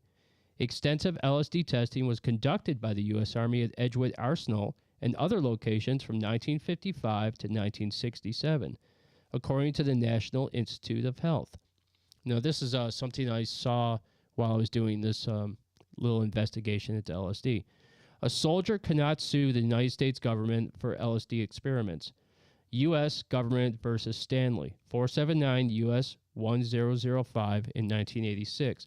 4 times that month, Stanley was secretly administered doses of lysergic acid diamethylate. Excellent. LSD. We'll just go with LSD, okay? Pursuant to an Army plan to study the effects of the drug. Now, and then I saw this, Jim, and this made me kind of gasp. I couldn't believe this. So, Air Force records obtained by the Associated Press, I was flabbergasted, show that, you? yeah. Dumbfounded? Dumbfounded. Even? Okay. I felt like a knucklehead when I read this. Air Force records obtained by the Associated Press show that airmen bought, distributed, and used the hallucinogen LSD and other mind-altering illegal drugs as part of a ring that operated undetected for months on a highly secure military base in Wyoming, guarding our nuclear arsenal. Can you believe that? That's amazing. That was reported by NBC News in 2018. And then there's this last thing I'm going to tell you about. Dr. Delirium and the Edgewood Experiments. Now, you can watch this. This is a show that's on the Discovery Channel. From 1955 to 1975, the U.S. Army used its own soldiers as human guinea pigs in research involving powerful mind-altering drugs. Told through exclusive footage and first-hand accounts, this is the true story of one of the darkest chapters in U.S. history. You can watch this on the Discovery Channel, just like I said. I must do that. Wow. Pretty cool, right? I don't know, it's crazy. Yeah, that's my little LSD story. What'd you guys think of that? Little 420 action.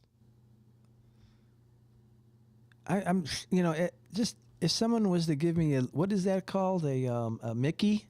A Mickey. I'd love to give you a Mickey. Acid, and when I was in college and I had never done it before, that would be not a good thing.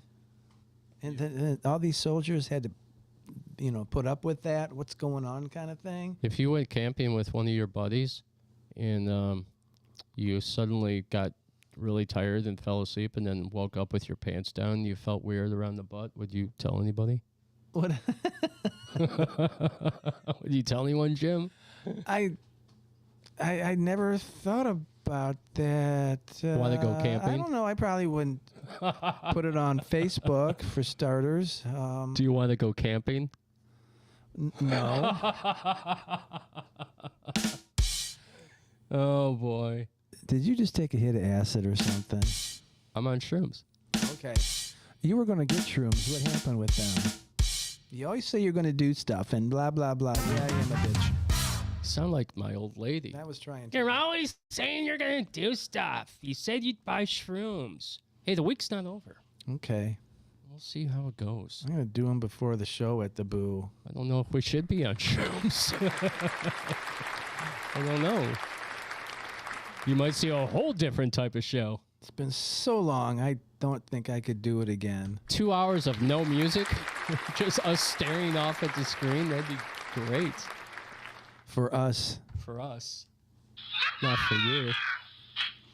Okay, so this Thursday at 2 o'clock at the Boutique, the lineup is Saddam Singh, followed by Eric Paul, followed by Jim Bellinger, followed by Rob Johnson, Doug Nichols, and headlining that night, Kim J, one of our favorites out there. It's a good lineup. Friday night, we started off at 2 o'clock with Alex Hefner, followed by Jim Bellinger, the Let It Burn Band, and Tullamore Few. As you saw, Matt J. Chase, he's the singer in the Let It Burn Band. Okay, and then on Saturday, we have a killer lineup. At 2 o'clock, we see the crazy music of Shelley. I cannot wait for you guys to see this. I've seen it a whole bunch of times. You have no idea what you're in store for. Have I seen it? You've heard it a little bit. He's the guy that had the hat with the stuff dangling, and he had the red suit on. At Sacred Vortex. Okay, yes. He's the guy that does the bird sounds and the jungle sounds with Native American flutes and percussion and guitar and bass and all this crazy stuff. It's so good. So super good. Okay, so he's going to kick off the day, followed by Jim Bellinger, followed by the band Oblivia, followed by Avenging Scarlet, and finishing out the night, our friend Dwayne Albert with his band, The Devil's Rodeo. He's going to get mighty drunk, I think, for the show. Yeah, I hope he does. That guy moves around. That guy's a performer. I can't wait for the boutique to see it. Great lineup. It's going to be a lot of fun. Also, don't forget, Thursday night, while we're at the boutique, finishing at 6 o'clock, our show, Outlaw Nation, will be streaming on Rockstar Radio Underground on Live 365.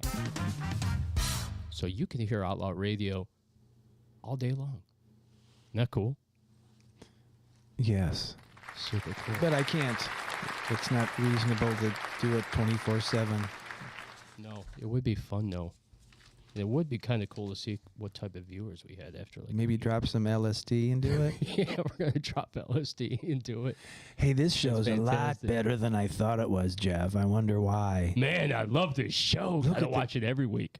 How come the colors are so cool? It'd be like on Anchorman when they were smoking crack cocaine in the news studio. Hey, Robert Solon is on. Hey. He said, I was there in the 70s. Don't remember my last trip. He thought it was a bad one. It was a bad one? Oh, that's too bad. Huh. Yeah, when they're bad, they're bad. I don't know if I ever really had a bad one, but I think at times there were some freakouts. We all have them. I had a roommate one time at Kenton, and we did some just out of the blue, and he dropped like 2 hits of window pane. 2 hits. And the next day he said, you know what? I was going to kill you. I was looking at you, and I thought you were a danger to me, and I was actually going to kill you.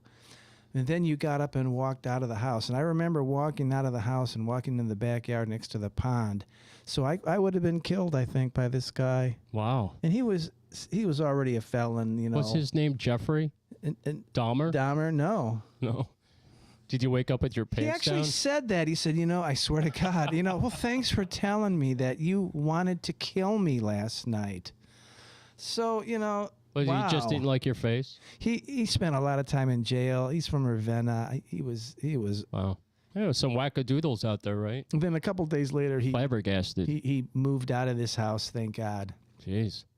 Thank God you're here, Mr. Moonlight. I don't know what I'd do without you. I think I did like a quarter of a hit or something, or an eighth. He did 2 hits. Hey, So guys. I can't imagine. Me and Jim have had some hilarious conversations about drugs. And what we're going to have to do is the DARE show. Drugs are really exciting. Right? We should do that show and talk about our experiences. That's okay. Because we have some doozies, and I think you guys would love our stories. Our psychedelic and all the different shit we've tried throughout the years.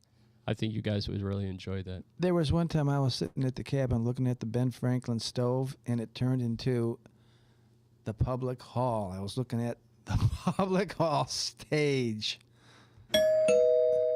No one was home for that one. No one. All right, guys. We've been Outlaw Radio. We've had a freaking fantastic time tonight.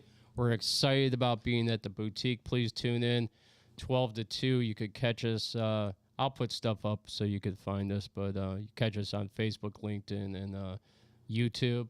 We're going to be playing a ton of music and talking to a bunch of people, interviewing. And I'm going to be talking to a lot of people and buying things from the vendors. You have to support the vendors. They they spend a lot of time setting up those tables and those booths. It's got to take hours. They're such hard workers to do that. Yeah, you got to support them. If anything else, you got to buy something too when you're there. It's free to get there, and no one's going to twist your arm for anything. But they certainly do need your help. Yeah, and our vendors are great. The ones at the boutique are fantastic. There's a bunch of food trucks. It's going to be a really good time. And again, 12 to 2, Thursday through Saturday, the boutique in Wellington, 626 North Main Street in beautiful Wellington, Ohio. So that's where we'll be from Thursday to Saturday. And then you guys can catch us here again the following Sunday with a killer show with a bunch of great music. Part 2 of the Shanaynay. I don't know what I'm doing. I don't think I'm doing anything because we have 3 guests. So, yeah, we're excited about it. Take it easy at this next show. Yeah, we're going to take it easy. This is going to be a fun week for us. A lot of planning went into this, and we're excited to be part of it and a part of your musical experience and visionary experience. With that, don't give that salute, though. Don't raise your hand. Or, we might be blackballed, Wait, let's both salute at the same I don't know time, what you ready? do, but you can't do that, anymore, apparently. Okay, on that note, I don't know why I started that. Sorry. I don't know, but this is Jeff James, Mr. Moonlight. We are Outlaw Radio. You could do that. Point the finger and go straight, horizontal. That's just acceptable. Like Uncle Sam. Yes. I want you. None of the 45 to join the degree Outlaw angle. Radio Nation. No, I'm not even going to put my hand that way. Just this. Just this one. There you okay, go. we're Outlaw Radio. You guys have a fantastic night. We're going to end things out with Erin Stahl, a native Ohio girl. This song is called Country Girls Do It Better. And this is a little shout out to our female astronauts who went into space the other day. Go women. And this is for you guys. Okay. This is Erin Stahl. Rock and roll, baby.